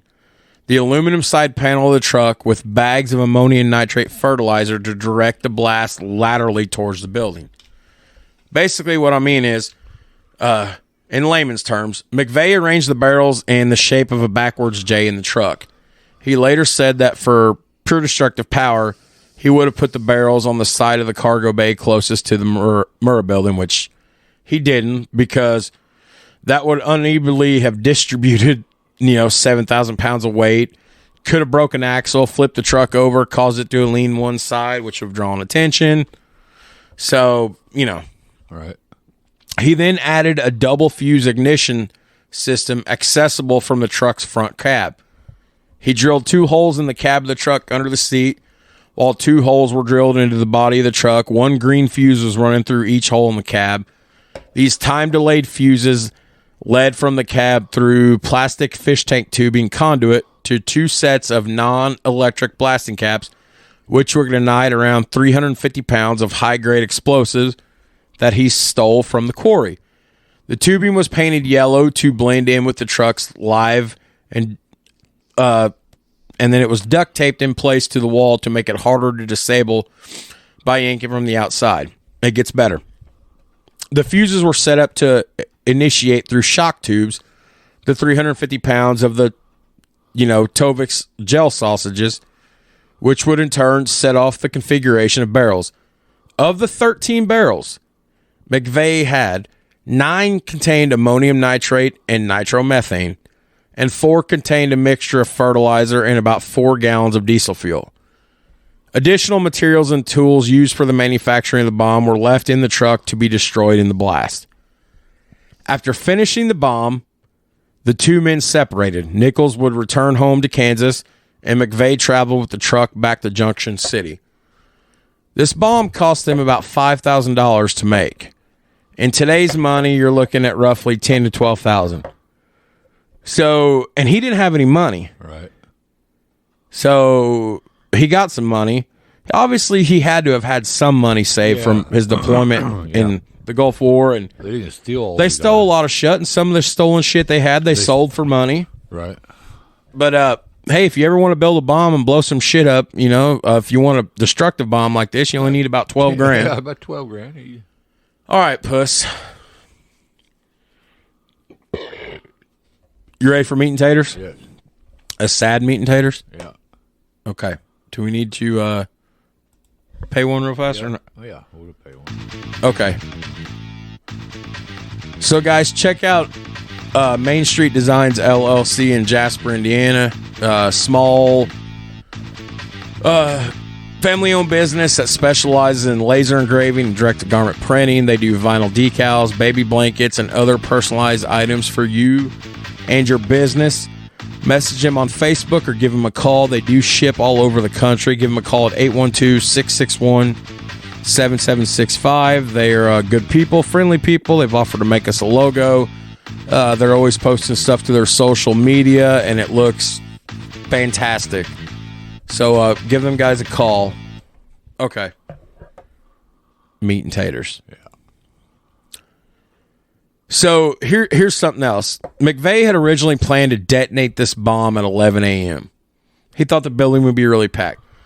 But on dawn, the morning of April 19th, 1995, he just decided to do 9 a.m. Why this change has been, it's been talked about a lot. Some people think it's because in the Turner Diaries, the white supremacists who blew up the FBI headquarters, they did it at 9:15 one morning. What's funny, if you get in your Google machine and you go look at McVeigh's arrest picture from when he got pulled over by the Highway Patrol, he was wearing a shirt that said Sic Semper Tyrannis, with a picture of Lincoln on it. Sic Semper Tyrannis means thus always the tyrants. This is what Brutus had said when he killed Caesar, and this is what Booth had said when he assassinated Lincoln. And on the back of the shirt, it said the tree of liberty must be refreshed from time to time with the blood of patriots and tyrants. So,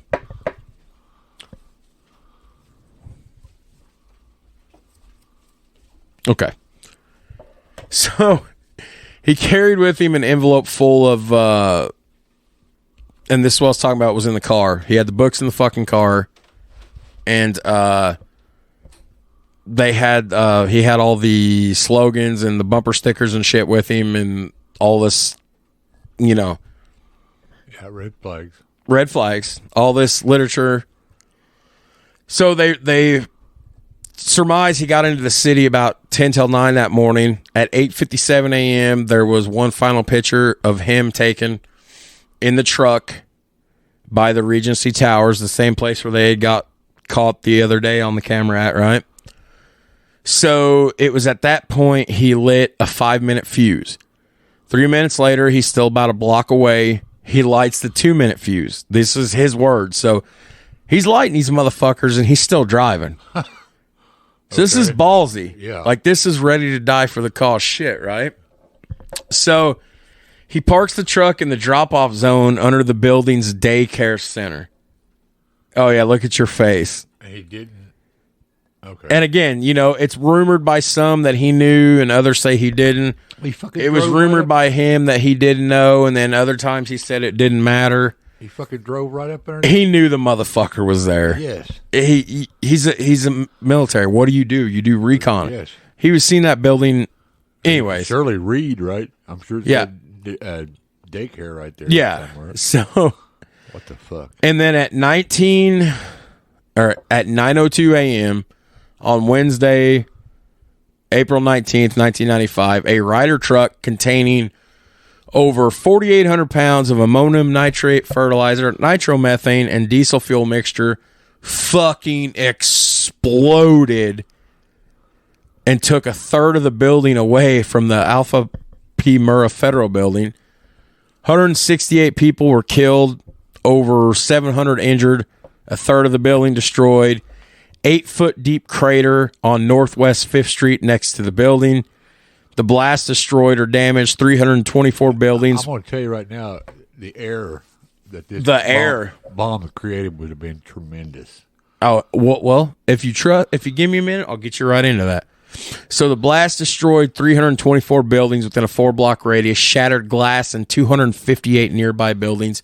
Broken glass alone accounted for over 5% of the death total and 69% of the injuries outside the building.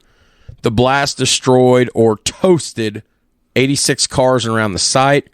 The destruction of the building left several hundred people homeless, shut down several offices in downtown Oklahoma City, and the explosion was estimated to have caused at least $652 million worth of fucking damage.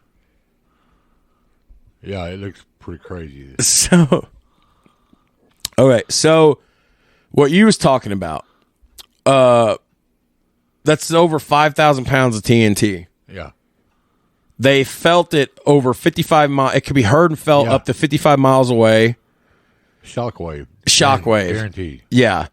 And the explosion from it would have registered a 3.0 earthquake. Yeah. Yeah. Well, what about that one place that just blew up across the seas? Or was it Persia? No. I know what you're talking about. Yeah, the Ampho. They had a bunch of Ampho there and stuff. That there was. This here would have been about a quarter of the size of that. Yeah. But still. So now, they say the collapse of the building took about 7 seconds. As the truck exploded, it first destroyed the column next to it, and shattered the entire glass facade of the building. The shockwave of the explosion forced the lower floors upward before the fourth and fifth floors collapsed onto the third floor, and it just went from there domino. This is air. Yeah, destructive air. Yes. So now, initially, what happened here when this first started happening was that they were thinking international terrorism because, 2 years prior, in 1993, the Trade Center bombing, right. Ryder truck, right. Ramzi Youssef Ramzi Youssef plays another part in this later on, up under the parking garage, World Trade Center, blah, blah, blah. Well, while all this is going, an hour and a half after, the explosion happened, I-35, Noble County, Oklahoma, McVeigh stopped, no license plate. They find the gun on him. They arrest him. He sits in jail. I want to point this out. McVeigh sat in jail for 2 days. Nobody knew who the fuck he was. It took them over 2 days before they figured out the fuck up with the McVeigh and everything. 2 days. He sat in Oklahoma County Jail. Okay? I wonder what his feelings were right then. I don't know. You think he's laughing on the inside? He's like, I outsmart. I don't know, man, because he sits there for 2 days before anybody figures out who he is, what's really going on. And you think a guy that would want to get caught and 2 days went by, he would have said something. Yeah, somebody, yeah. So I don't know. Well, he didn't expect to get away with it. Right. One thing that's interesting here is after booking McVeigh into jail, the trooper searched his patrol car and found a business card which had fallen out of McVeigh's pockets in the back seat of the car. On the back of the card, and this was entered into evidence at the trial, on the back of the card was a Wisconsin military surplus store where the words were read TNT at $5 a stick. They just, it was. So here's how they got led to McVeigh. So there was a VIN number on the axle of the truck. Okay. All these trucks have these for safety purposes, like these reasons. So they tracked it to Kansas. So they sent agents up there, and they were asking, well, they're like, yeah, okay, this truck was rendered to this guy. They used a sketch. They created a sketch. Okay, so then now they have a sketch of what this suspect looked like. You know, this is the guy that rented the truck that was just using this bombing. Whether he's involved with it or not, who the fuck knows? Right. So then they go to the motel because they're like, well, maybe he was staying around here. So she's like, I remember this guy. He stayed here.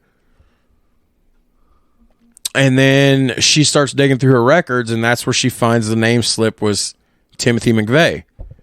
So now they've got so now they have a name to go with this sketch. So they do their famous, as high tech as computers could be in '95. They do an offline search to see if anybody named Timothy McVeigh has been arrested anytime in the last year in this country. They see, well, here's one just arrested 2 days ago in northern Oklahoma on the way back to Kansas. Huh. So they call down there and like, where's this guy at? Oh, well, he's going before the judge in about an hour, and he's probably going to be released and have to pay a fine, be released, and sent on his way. Like, fucking hold him there. Do not let him walk. So the FBI, the ATF, and everybody are coming like hot on heels to North Oklahoma to get this motherfucker. And he doesn't even go before the judge. The judge is like, where's this guy at that's supposed to be here for this weapons charge? Like, well, the FBI's called. They said to hold him. Hold him what? They don't know, sir. It's top secret. So McVeigh's sitting there this whole time in this little bitty cell. And then he gets brought into this questioning room at this fucking Hicktown, northern, small town, Oklahoma. He gets in there and he sits down, and one lone guy walks in the room first. He says, you know why we're here? And McVeigh smiled at him and goes, is it about the bombing? So, okay. So that was what I want to point out, though, about the name thing, right. You know. That's what got him ultimately. Yeah. So they transport him from northern Oklahoma back to Oklahoma City. They obtain a search warrants for his house. They find all sorts of shit, fake aliases, names, addresses. They find out about the Nichols brothers, Terry and James, which again, James was completely innocent. He had no idea. Yeah, he taught his brother how to make a bomb, but rednecks make bombs. Yeah. How was I supposed to know he was going to... So after a month in custody, like me and you can make that bomb. James Nichols gets released, but then it starts coming out that Terry's not so innocent. And over the course of a 9-hour interrogation, they decide they're going to hold Terry Nichols as a material witness. And that's when he starts to break down and confess a little bit. They, of course, at the time this is all going on, the United States is still looking towards foreign terrorists. So sorry, there's some racial profiling going on. It's what the 90s was that happened. Several Arab Americans were criticized and harassed by the government. Like, I mean, it's bad shit that happens. Well, one thing that I find interesting here is 9:03 a.m. a minute. Okay. 1 minute after the bombing went off, the local fucking 911 center or whatever you'd call it gets flooded with like 2,500 calls within a minute. It almost shuts their system down. Right. So I just thought I'd put that in there. But within 23 minutes of the bombing going off, so you're at 9:26 in the morning, there's already like emergency operation call centers and evacs being set up and a whole bunch of shit. So one thing I found through my research is they were filming Twister at this time in Oklahoma. Yeah. Some of the medical staff that was on set for the movie left the movie to go downtown and help with all this. So within the first hour, they were able to dig out 50 people. They were sent to every hospital in the area. 153 people were treated At one hospital, 8 here, 70. So a lot. 10:30 in the morning, they started to evacuate because they found another bomb. Well, because this has been the building that housed so many of these federal agencies. Well, they thought it was a real bomb. It was marked live, but it was actually a dead bomb. It was used in training missions. Okay. So it just gave them. They had everybody on edge then. Gave everybody a spook, right? Right. So where we go here? Because now we're going to kind of start moving around a little bit. The last survivor of the day, a 15-year-old girl, found under partially collapsed part of the building, was rescued about 7 p.m. That was the last of the survivors pulled out. There was over 700 rescue workers on scene working. 24 canine units and out-of-state dogs were brought in to search for survivors and bodies in the debris. To recover additional bodies, 100 to 350 tons of rubble were removed from the site each day over a 5-day period. Let's see what else we got in here, Puss. Hattie, old girl. Just the pictures look pretty devastating. Yeah, so you did some research today? A little bit. Yeah. So, on May 23rd, a little over a month after the bombing, the Murrah Federal Building was completely demolished. Oh, by the way, which we'll get to later, McVeigh's attorney had a goddamn conniption fit about that, by the way. Said that they wasn't allowing time for proper evidence to be completed that could have potentially exonerated his client. Like, motherfucker, you are not getting exonerated. Yeah, like, no shit. Like, that is not happening. But they estimate for, days after the building was demolished, they were still hauling away like 800 tons of debris a day. Yeah, it made a mess. It made a big fucking mess. So, 4 o'clock that day, President Clinton, and I can remember this, I was 8 years old, Clinton did a declared a federal emergency in Oklahoma City, and he said, quote, "The bombing in OKC was an attack on innocent children and defenseless citizens. It was an act of cowardice, and it was evil. The United States will not tolerate it, and I will not allow the people of this country to be intimidated by evil cowards." So he ordered that flags would be flown at half-staff for 30 days. And I did not have sexual relations with that woman. I did not sleep. Clinton, I quote, "I did not sleep with that young intern. I was up all night." Yes. We're terrible people. This show sucks. So they did set up a nice fund called the Murrah Fund to help victims and whatnot. By 2005, they had like $18 million of the donations were, they had up to $40 million at one point. Can't hardly blame Bill, though. With what he was living with? Yeah, Ramrod, dear. What'd you call her? Ramrod. I mean, Rodham. I'm sorry. Oh, God. You call her a Ramrod? Rodham. Oh, I'm sorry. That's some funny shit, bro. Oh, man. Yeah, she's a bitch. An estimated 646 people were inside the Alfred P Murrah Federal Building when it was exploded. By the end of the day, 14 adults and 6 children were confirmed dead and over 100 injured. The toll would eventually reach 168 confirmed dead, not including an unmatched left leg that could have belonged to an unidentified 169th victim, or could have belonged to any of the 8 victims who had been buried without a left leg. Most of the deaths resulted from the collapse of the building rather than the blast itself. Those killed included 163 who were in the Alfred P Murrah Federal Building, 1 person in an adjacent building, 1 woman in the parking lot across the street, 2 people in the Oklahoma Water Resources Building, and a rescue worker who was struck on the head by a falling fucking boulder. Oh, no. The victims ranged in age from 3 months to 73 years and included 3 pregnant women. Hey. Yeah. Of course, I have the full rundown of the victims here, and that's just a lot to read. Not their names, but like the counts of who worked in what department and what was what. Right. That's a lot of shit to get to. I'm just going to say this. The victims included 19 children. I mean, everybody can always Google that. Yeah, everybody can always get in the Google machine for that if you want to know. Like, I even did that today. I mean, like who wanted to work, how many was killed that worked in this department or this department because of where McVeigh's focal point was.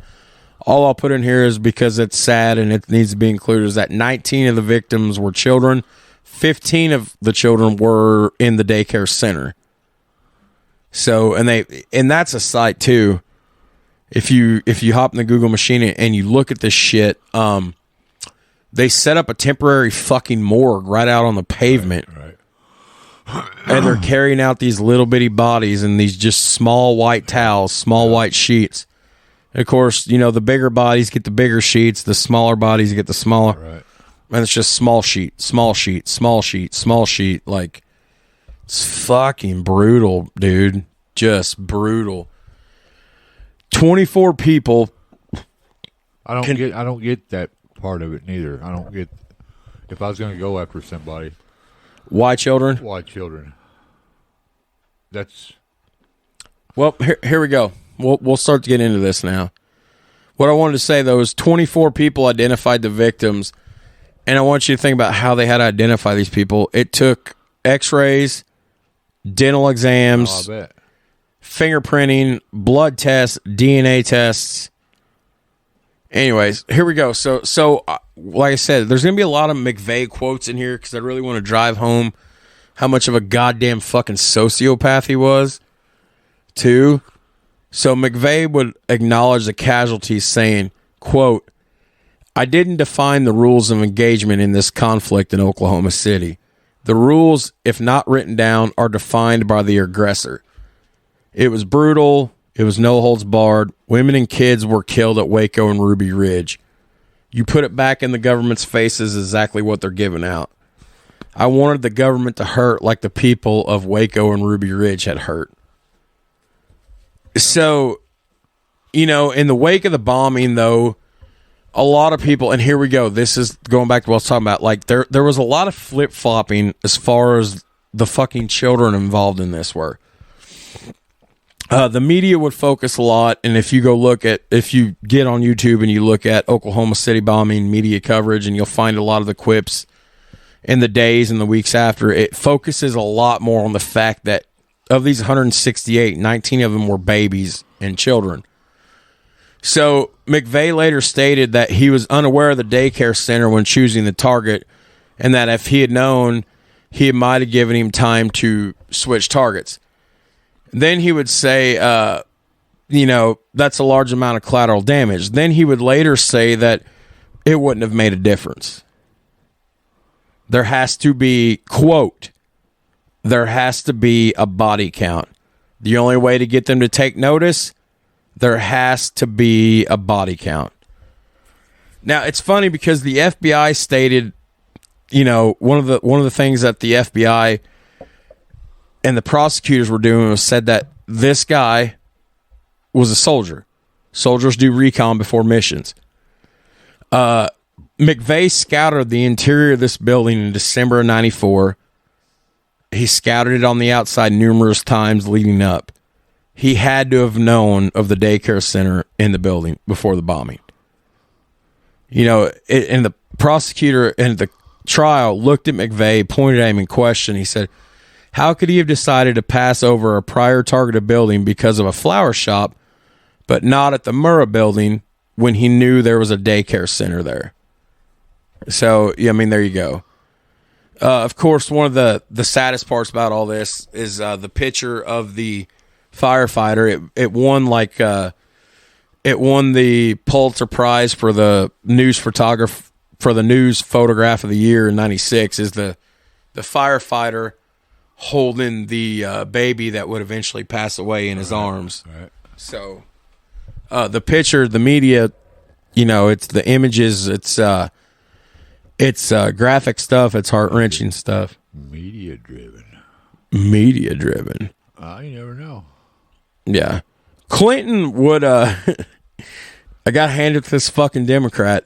Clinton did a lot to rally the country during all this. You know, he said that he was so pissed off one night. Quote, I'm so pissed off when this was going on, I wanted to put my fist through the television. I can't ever remember a president saying pissed off before. No, and fist through a television. Television, huh? Okay. Coming from old Slick Willie Bill. Slick Willie Bill. I did not have sex with that young intern. I was up all night. You gotta get your time up. Fucking Clinton, man. Where else? Where are we at here? Let's keep rolling. I'm picking and choosing what I'm putting in now, because a lot of this afterward stuff, it didn't really need. It was just filler content. Of course, like I said, there was a lot of bullshit that was unfortunately perpetrated upon Middle Easterners, specifically Arab Americans, and this really stemmed from Ramzi Youssef and his plot with Osama bin Laden in 1993 to blow up the Trade Center buildings. Of course, you know, when the buildings didn't come down, bin Laden said one day these buildings will fall. Then, you know, 6 years later, they really did. But, you know, a lot of Arabs got a lot of shit thrown at them that they didn't deserve. Because of this, so much that the Arab American Anti-Discrimination Committee, and that's a thing, Google it, the Arab American Anti-Discrimination Committee had to come out and publicly shun the media for the treatment and the embarrassment and the harassment that Muslims and Arabs were getting after the bombing. And then we have the Boston Marathon bombing, which turned out to be... Yeah, right. The Some Boston more. Marathon bombing. Turned out to be some more Middle Eastern ties. Oh, howdy, oh girl. Let's transition towards the trial now. Okay. Holy fuck.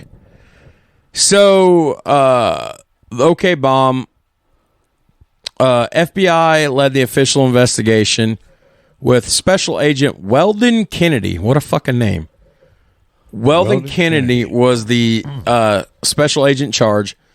He oversaw 900 federal, state, and local law enforcement personnel, 300 FBI agents, 200 Oklahoma City PD officers, 125 members of the National Guard, 55 officers from Oklahoma Department of Public Safety, and the list goes on and on and on. Remember all that 28,000 interviews, 1 billion information, 4 tons of evidence thing I talked about. Yeah.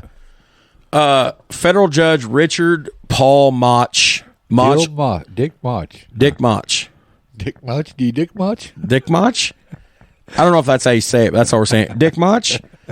Dick would order that the trial be moved from Oklahoma City to Denver, Colorado, because of that's the only way the defendants would receive a fair trial. And even though we all knew what the outcome was going to be, right, they did deserve a fair trial. And let's be honest, they weren't going to get it in Oklahoma.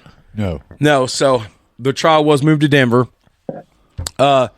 Michael and Lori Fortier, as we talked about, they were considered accomplices for their knowledge in the planning of the bomb. In addition to Fortier helping McVeigh in scouting, Lori Fortier helped McVeigh laminate fake driver's license that was used to rent the Ryder truck. So Michael Fortier decided to testify against McVeigh and Nichols in exchange for a reduced sentence and his wife Lori being able to be granted full immunity and walk free, and she did. She walked her happy little ass right on down the street. Fortier would get 12 years in prison and be fined $75,000, roughly $130,000 in today's money. Which he would not be able to pay because he's in prison. Yeah, and they make like 10 cents an hour on the job in prison. Got to pay for them ramen noodles. Yeah. And toilet paper. Yeah. Toilet paper's a privilege in prison.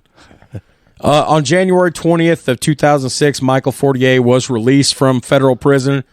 He was put into Wipro, given a new identity, and to this day, nobody knows who he is or where the fuck he is.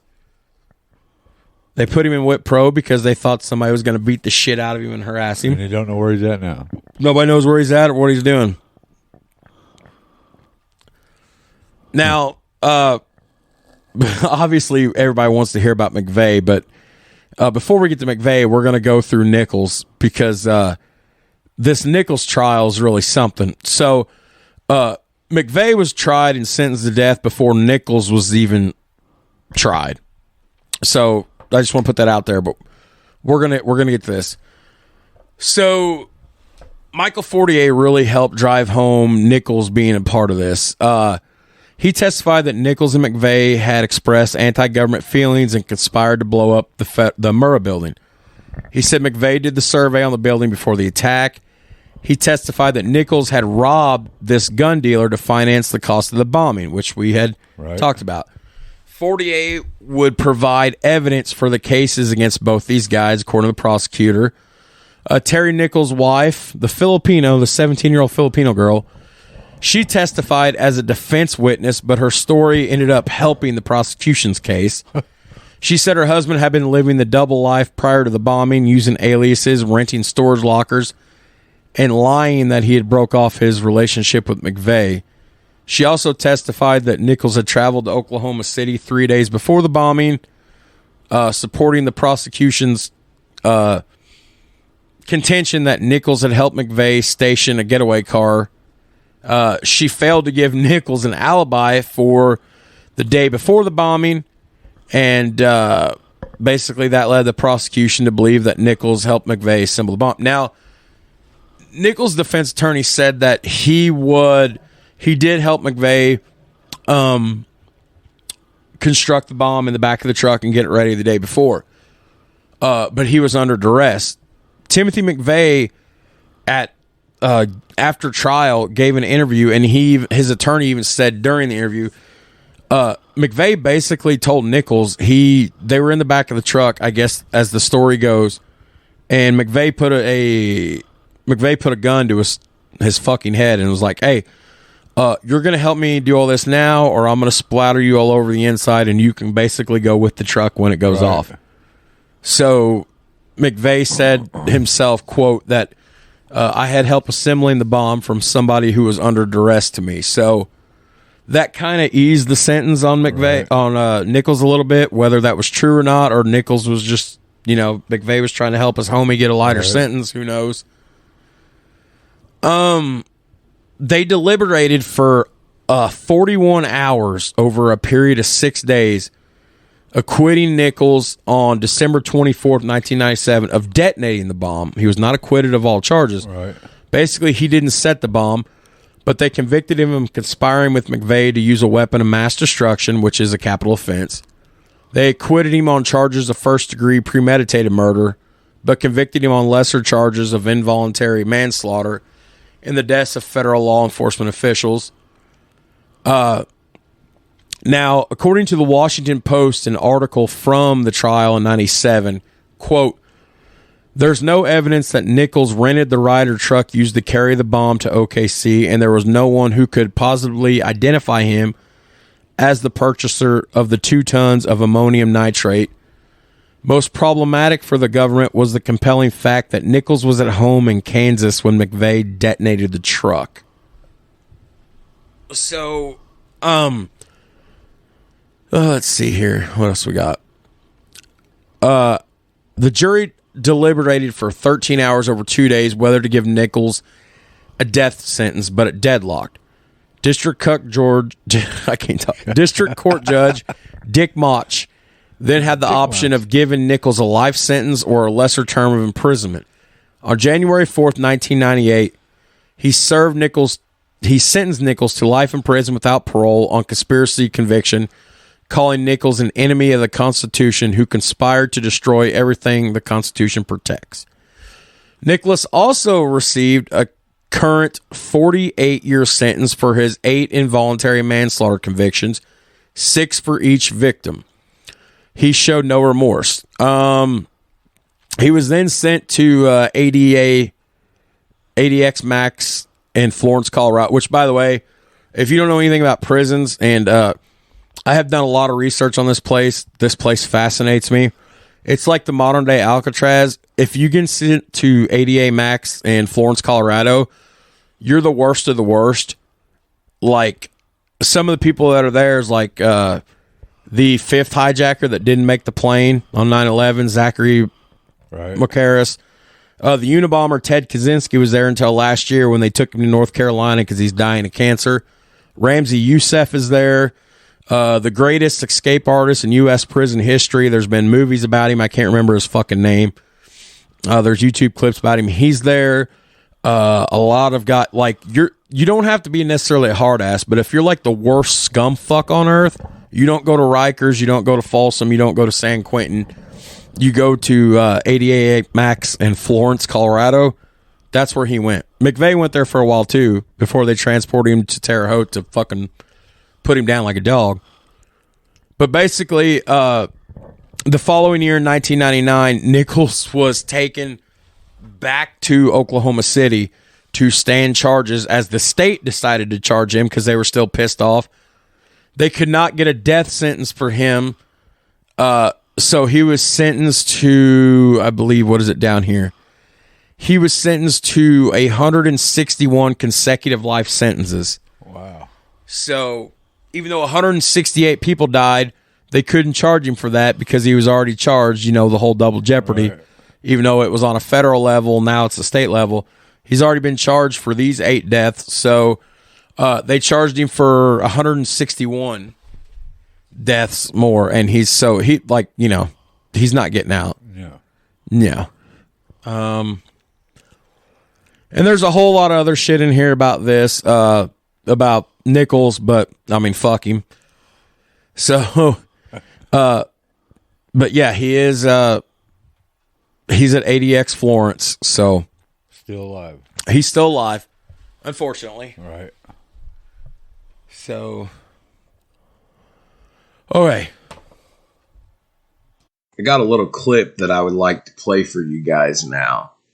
Again, I don't own any of the rights to this audio. This is strictly for education purposes here on the podcast and, just for the show. Maybe one of the benefits of me talking to you today is that you'll see that maybe not everything is true that you've heard about me. For example, what's not true? Well, am I pure evil? Am I the face of terror sitting here in front of you? Or am I able to talk to you man to man? Most people in this country think you are the face of evil, don't they? They do. But sitting down here now, and let me make clear, I'm not sitting here trying to influence you. And I'm not putting on a game face. I'm not conning anybody. I'm just being me. Is there a topic to either way I can answer it should be scary? Because, number one, if there are other people, that means they're still out there. On the other hand, if it's just me, that in itself, is that pretty scary that one man can do that?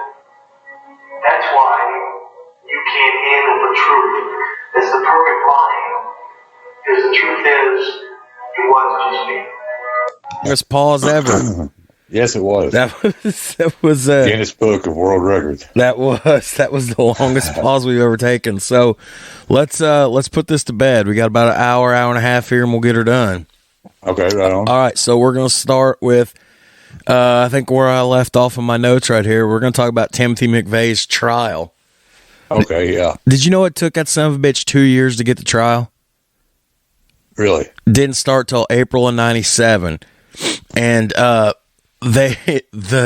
prosecution was led by this hotshot prosecutor and the FBI, and they were basically saying that he had a hatred so bad for the government and that this guy deserves to die and blah blah blah.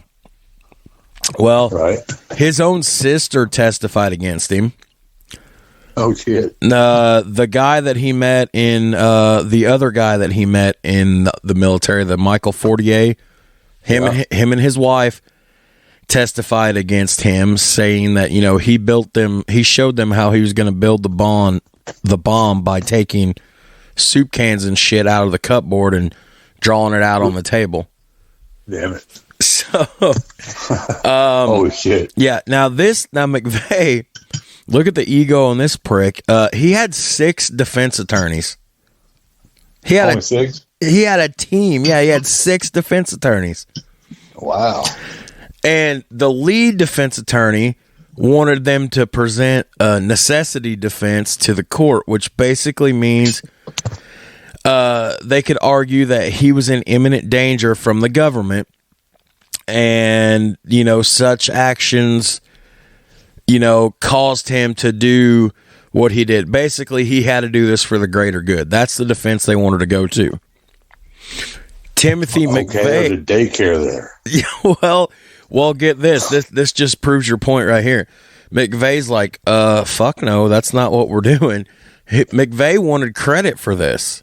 Oh, geez. So he's like, no, it wasn't a necessity defense. I did this, and I'm cognizant of what happened. I blew this shit up on purpose. It wasn't out of necessity. It was because I wanted to. So Okay. He argued with his own defense attorneys about that. So eventually they went with what he did. You know, he did this. He was fully aware of what he was doing. They called a shit ton of witnesses during his trial.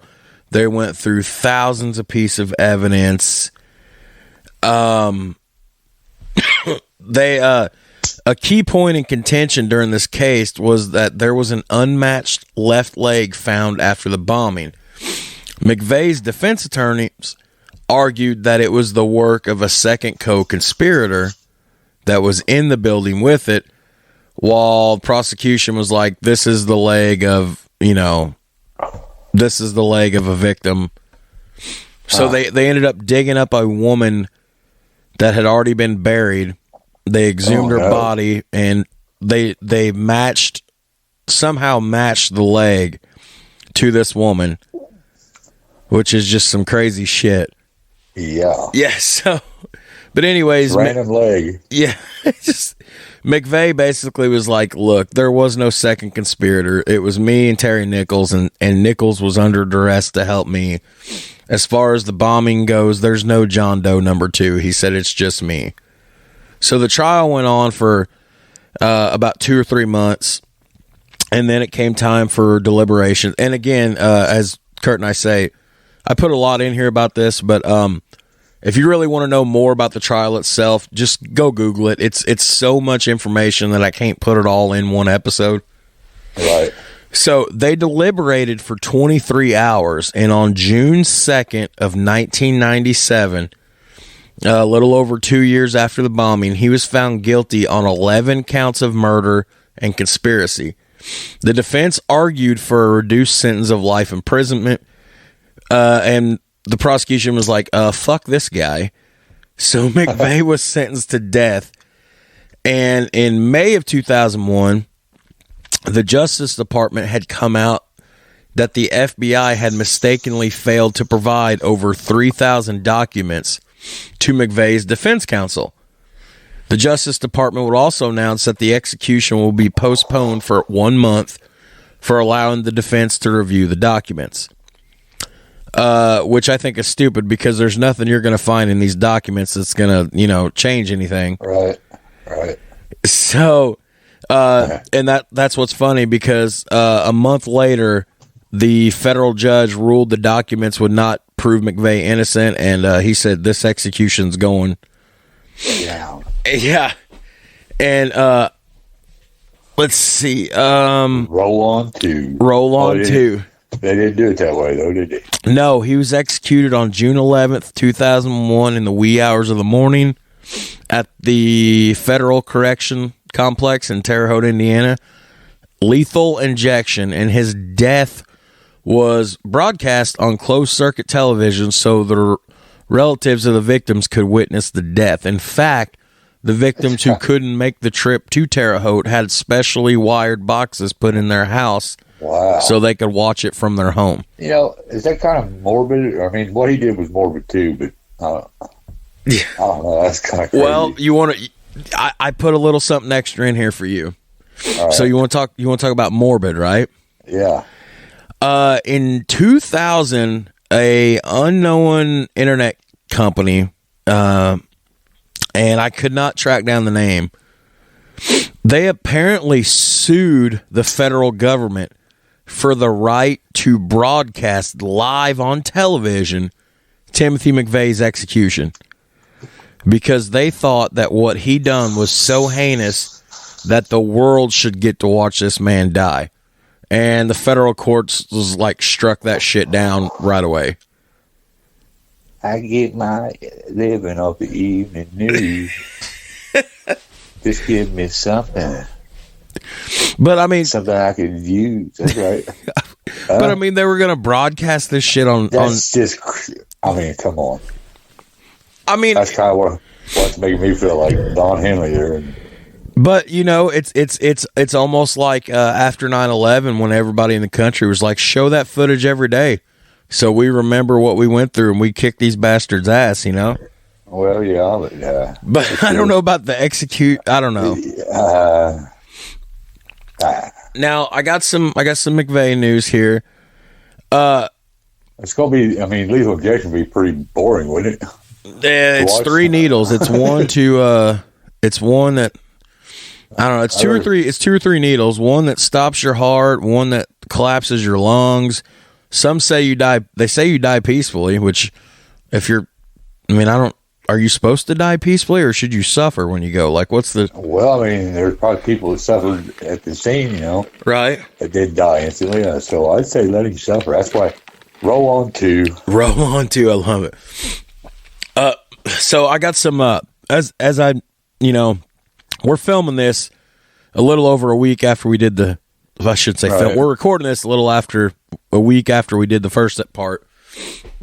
So as I said in the first episode, I got a few sporadic McVeigh quotes I'm going to be dropping in from time to time. One of McVeigh's quotes after trial said, "I am sorry these people had to lose their lives, but that's the nature of the beast.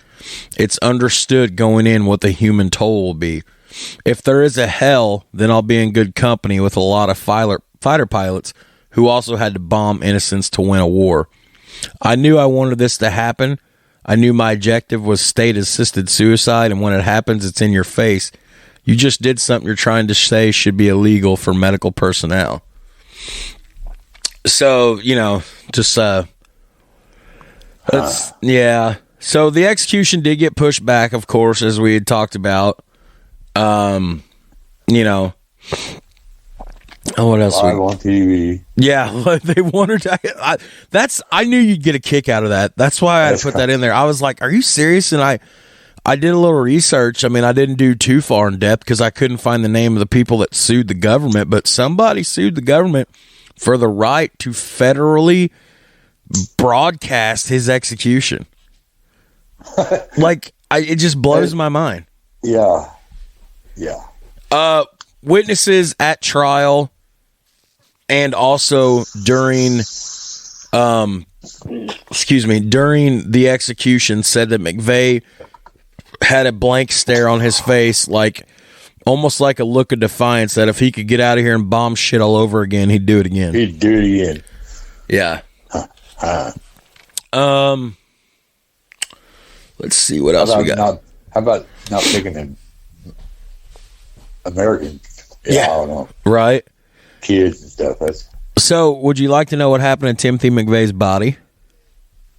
Well, I mean, just out of curiosity, I mean, what happened to the guy, right? It's going to return to dirt. Well, his body was cremated at a nearby funeral home in Terre Haute. Already did. His ashes were given to his lawyer, who said McVeigh's final resting place will remain privileged forever. So where he is at now, nobody knows. But wait, Kurt, wait. It gets better. Let me cut you off. So where he is at now, nobody knows. But while in prison, while on death row at Terre Haute, they said that he had suggested possibly.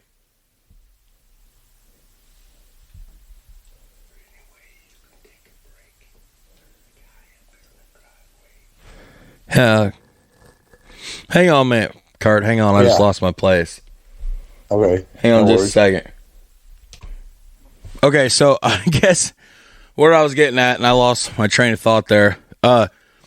where's his ashes? Okay, yeah. So his ashes, they don't know where they're at.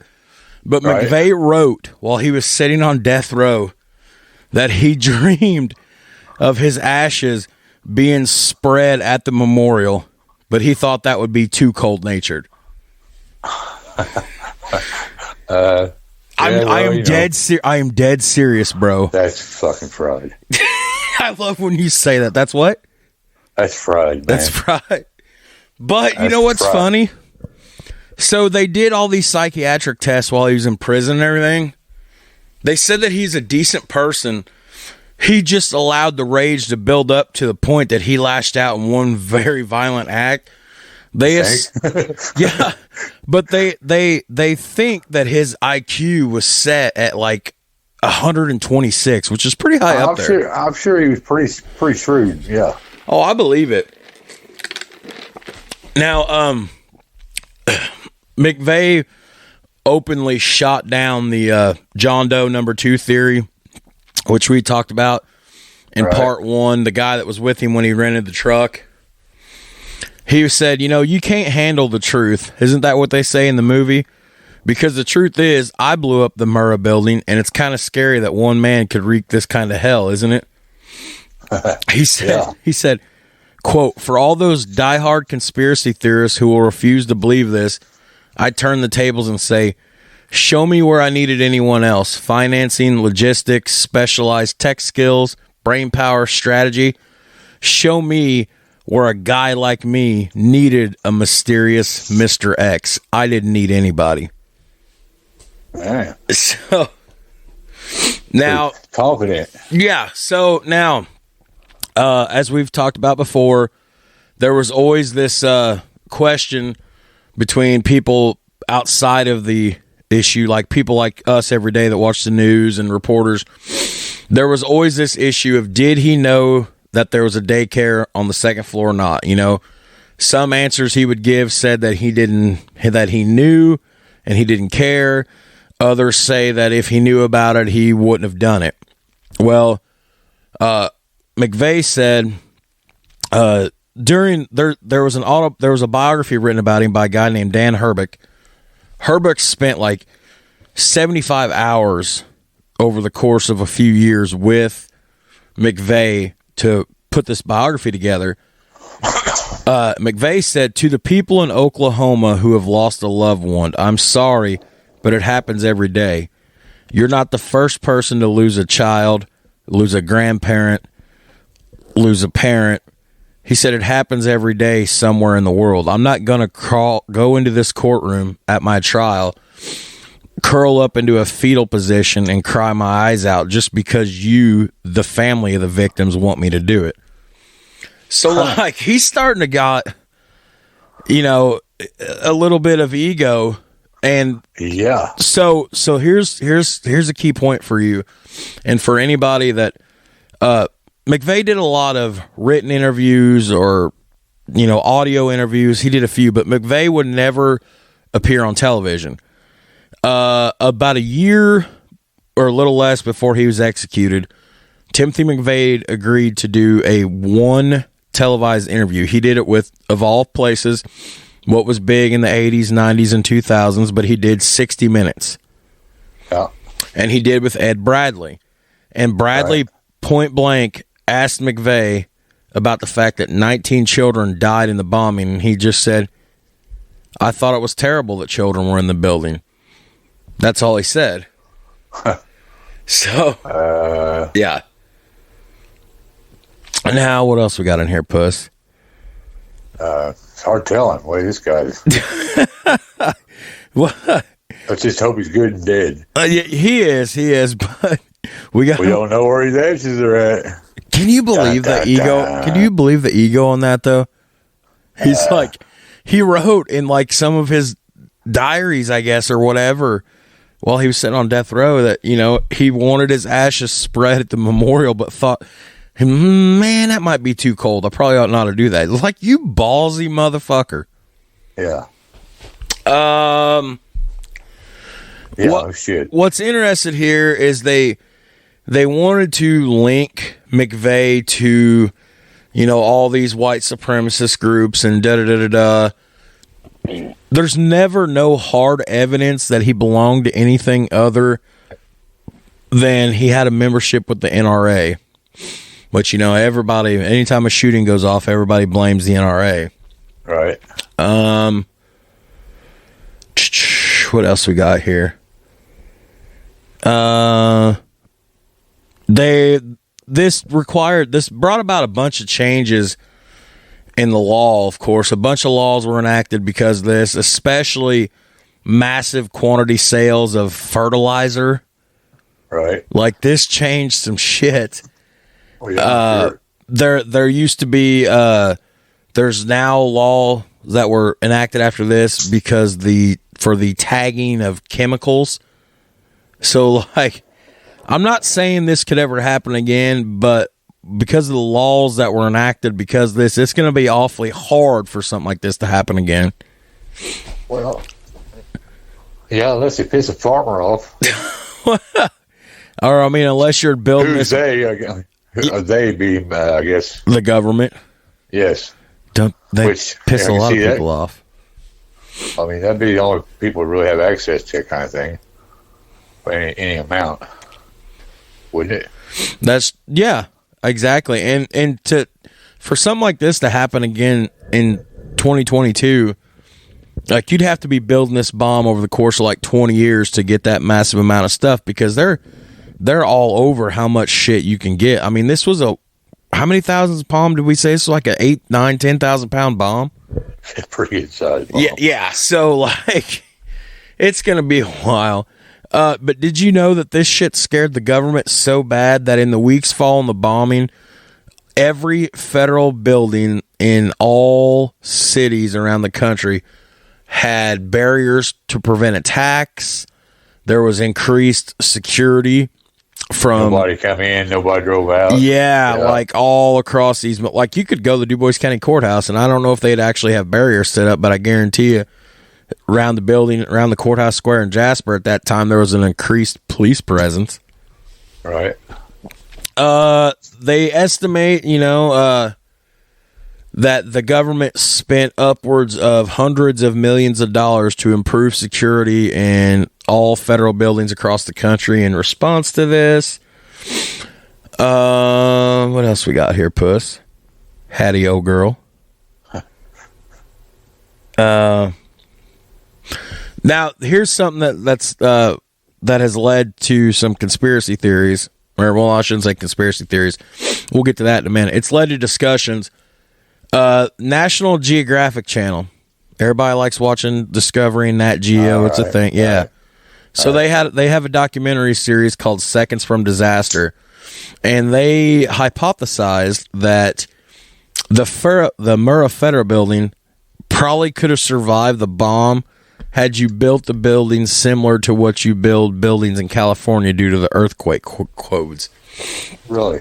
Yeah, I don't believe that for a second. I don't believe that for a second either, because that's displacing a bunch of air pretty quick. Can you imagine what that air felt like, too? Oh, they're big concussion blasts. Good Lord, son. You'd be able to see it. Yeah. The shock wave, That's exactly right. You could see the shock wave. Which is displacement of a lot of air quickly. Okay, let's see here. And being as it was out in the open too, it just allowed it to keep traveling. Is it in a truck, wasn't it? Yeah. In a van? In the back of a Ryder truck. Yeah, that's right. Right up front. 26,000 pound box truck. Full. Man. Now, McVeigh believed that the bomb that went off in Oklahoma City had a positive impact on government policy. He cited the peaceful resolution of the Montana-Freeman standoff in 1996, another government overreach thing, the government's $3 million settlement with Randy Weaver following Ruby Ridge, and in April of 2000, statements by Bill Clinton regretting his decision to storm the Branch Davidian compound. McVeigh stated, "This is all because of me. I brought about this change. Once you bloody the bully's nose and he knows he's going to get punched again, he's not coming back around." So, So, it's like we didn't know a lot about him. Like he but like after this went down, he's got some big balls. He's got a lot of ego. Balls, yeah, balls. Let's see here. What else we got? So 2 years after the bombing, the only memorials to the victims had been like crucifixes, letters, and toys and personal items left at a security fence surrounding the side of the building. They decided about after a year that they were going to build the memorial that they have now. So the city of Oklahoma, or Oklahoma City, I should say, decided to seek designs, and they chose a winning design. Out of 625 submissions were set in, and they built the design, and that is the current Oklahoma City memorial that we have today, and the same one like Dutch talked about when we were with After Two Beers. It cost them roughly $30 million. I did not add what that is in today's money, but it was dedicated by President Bill Clinton on April 19th, 2000, 5 years after the bombing. And of course, it's got a reflecting pool, and it's got two large gates, one with the time 9:01 and the other with 9:03, which is the stoppage of time or whatever they call it. And then, of course, the saddest part is the field of bronze and stones chairs. There's 168 of them for 168 people that were lost. Hey, boy. Yeah, the chairs represent empty chairs at the dinner tables in the victims' homes. And, of course, the children's chairs are smaller than those of the adult chairs. And it's heartbreaking when you see it. Right.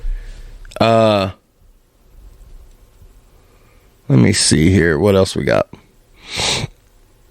So I guess every year on the anniversary of the bombing, they hold a ceremony every year.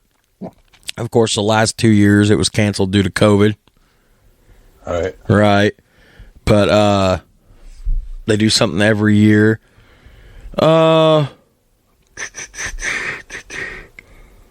What else? I got something here in different color font, so obviously I really want to hit on it if I put it in different color. Right. McVeigh claimed, no shit, the bombing was revenge for Waco and Ruby Ridge. It talks about how, he was interviewed by a reporter, and then he was selling, as we've mentioned before, he was selling paraphernalia. Anti-government paraphernalia. He was reading people the Turner Diaries, which we've talked about. Let's see what else. Oh, here we go. In a 1,200-word essay from March 1998 from ADX Florence, which is the worst of the worst, where McVeigh was before he went to Terre Haute, he claimed that the terrorist bombing was morally equivalent to the U.S. military actions in Iraq and other foreign countries. He submitted these essays to anybody that would give him a chance. And I got some a couple of quotes here. The truth is the U.S. has set the standard when it comes to stockpiling and use of weapons of mass destruction. But it's hypocrisy when it comes to the death of the children. In Oklahoma City, it was family convenience that explained the presence of a daycare center placed between the street level and the law enforcement agencies on the upper floors of the building. He said, the administration has admitted to knowledge of the presence of children in or near Iraqi government buildings, yet they proceed with their plans to bomb the fuck out of them. So basically, he's saying he don't care. And then 2 months before he died, and I highly encourage you people to read this, in April 2001, McVeigh wrote a letter to Fox News, and he basically, because when you get on death row and you got about a month left to go, that's when some of these guys start talking. I don't know if they're trying to buy themselves time or what. But McVeigh had basically said that He said, I chose to bomb the building because such an action served more purpose than other options. The bombing was a retaliatory strike, a counterattack for the raids and violence and damage that federal agents had participated in over the preceding years. And I encourage you guys to read it all. There's a lot of quotes in there that really paints this guy in a horrible, twisted light. Now I saved something as we're starting near the end here. I saved something for you. Okay. Conspiracy theories, because you like conspiracy theories. Well, some of them have a good ring to them. I don't know. We had some good conspiracy theories with Hoffa. Yeah, for sure. Do you want to see a couple of Oklahoma City conspiracy theories? Well, yeah. So, excuse me. Some theories allege that Bill Clinton was involved with this. Can you believe that? The president.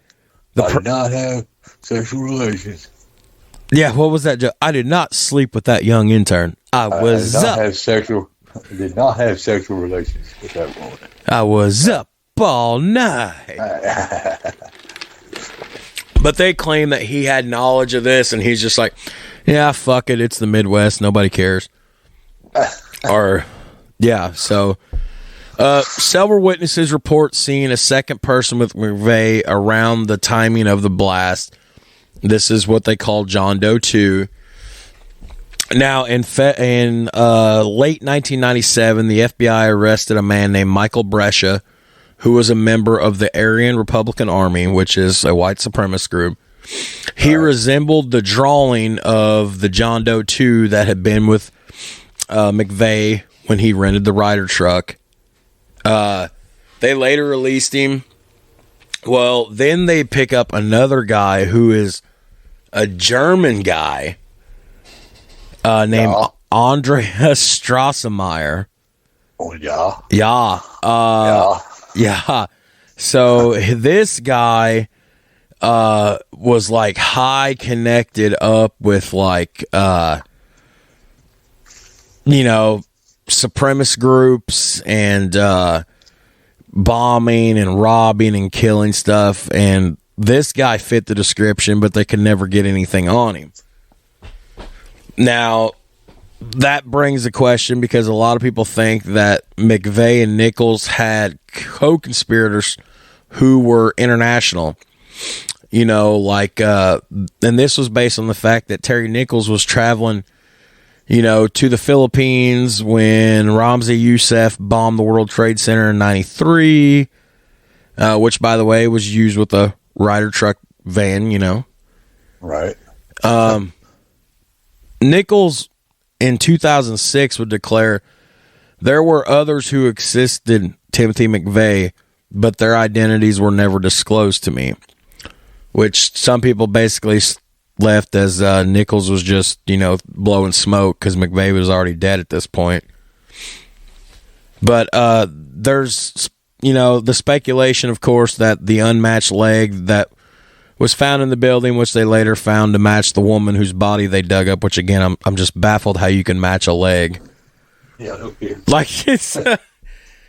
and then here's the big one that I put in there for you because me and you've talked about this on off air when we've talked about 9/11 before, and that would be many people report hearing explosives go off, almost like a controlled demolition.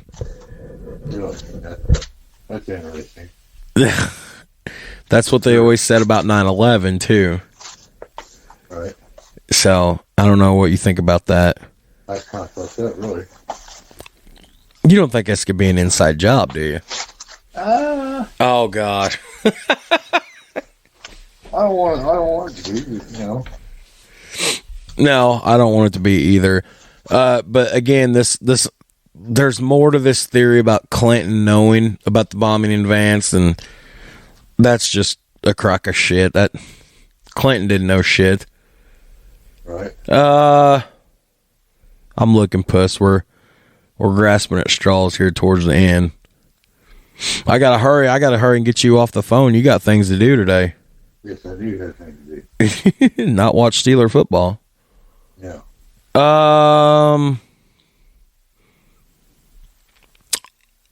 Oh, this is the last thing. Yeah, Puss. This is one of the last things. I don't dig much into conspiracy theories, but there's something here I got to read to you.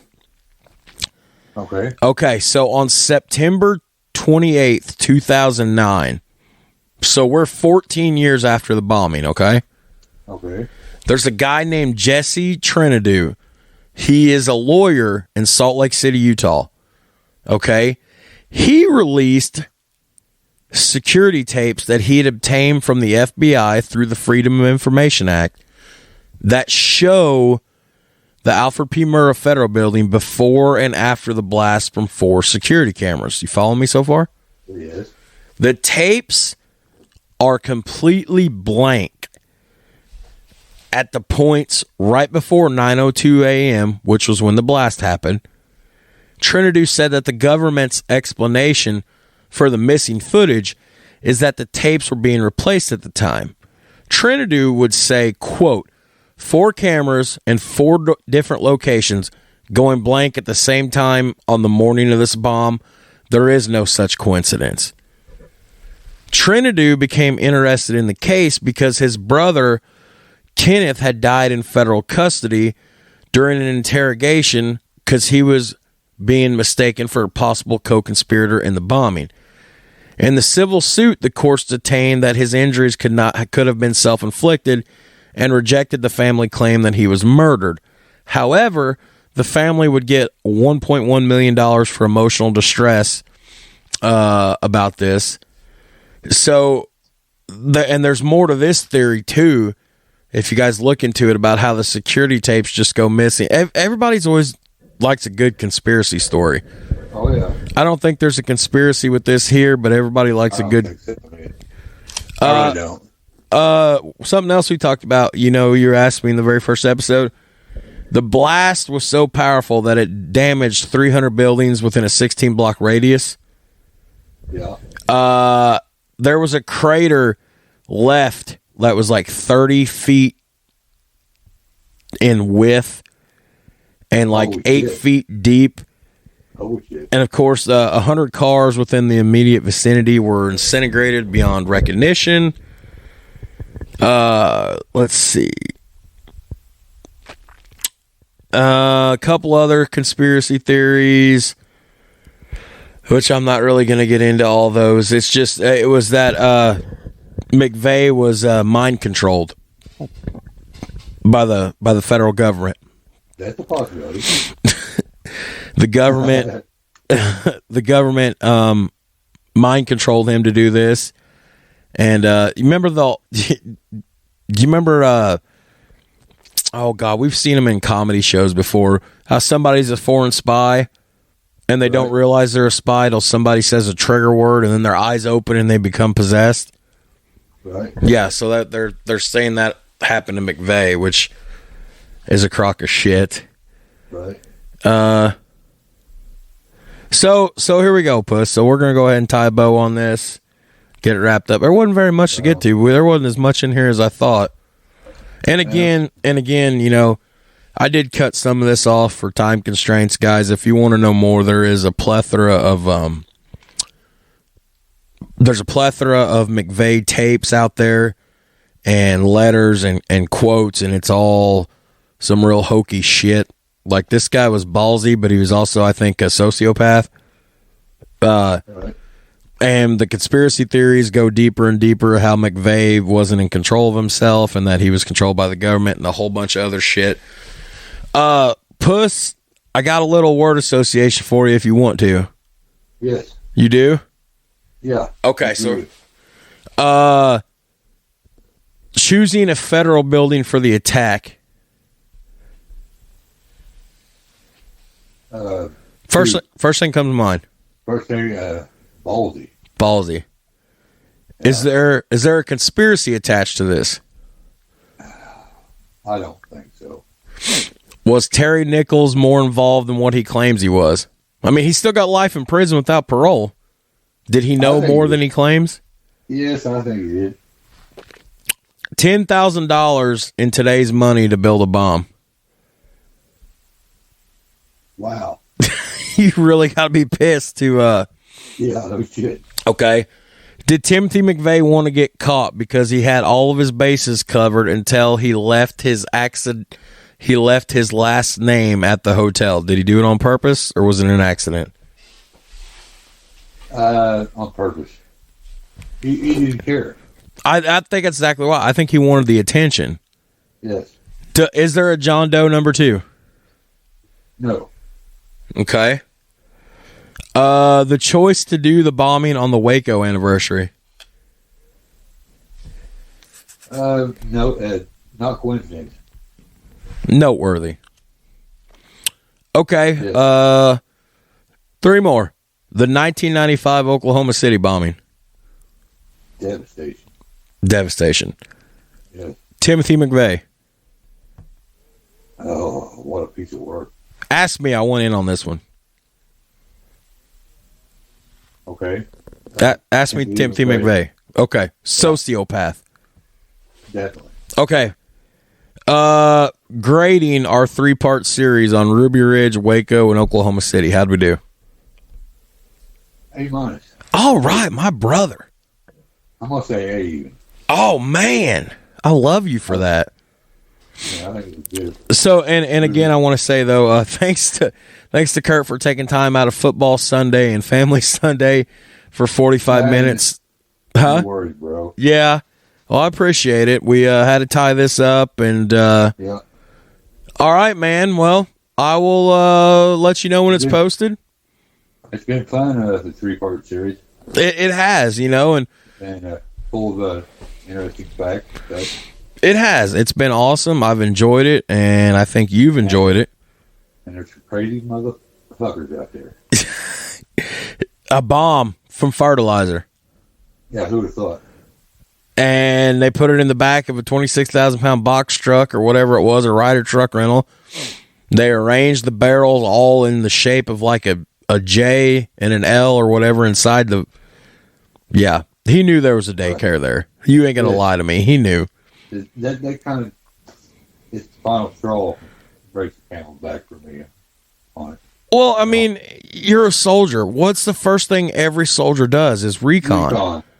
Yep. So he was at that building at least 3 or 4 times. Probably in the building, I'd be willing to bet. I don't know if we touched on that in the first episode or not, but he was probably in the building. He knew there was a daycare there. You ain't gonna lie to me. Right. So, I agree. all right, Puss. Well, I'll let you get out of here, man. For Kirk Kelly, I'm Jared Atkins, and Puss, I'll holler at you later. All right, brother. Have a good day. See you, bro. Right. All right, guys, so that wraps up our 3-part series on government overreach and related things. Ruby Ridge 92, Waco 93, OKC 95. I did cut a couple things out of this for time constraints here, but obviously what I cut out is not going to be much of what you're missing. It's just a lot of post-trial, post-conviction, and post-execution stuff. There is a lot of depth to this. I shouldn't say depth. There's a lot of stories and other avenues to this whole thing about OKC being a conspiracy theory, and everybody loves good conspiracy stories. So hop in your Google machine and check that out. I do highly recommend if you can find clips of it on YouTube. You might even be able to find the whole interview. McVeigh's interview with 60 Minutes in 2000, because again, McVeigh didn't, he would do, in-person interviews and talk a little bit for the biographers, people writing books, but McVeigh didn't do television interviews. So when he sat down in 2000 with Ed Bradley, that made news because McVeigh didn't give interviews. I mean, I remember watching this shit as a 13-year-old, like when it aired. So I highly recommend you check that out. This was a tragedy, but ultimately it's a good story. They were all 3 interlinked together. So we hope you guys enjoyed this part 2. So yeah, now it's on looking towards 2023 and what we what we have for the show there. So for Kirk Kelly, I'm Jared Atkins. Thank you guys a lot, and we will see you next time.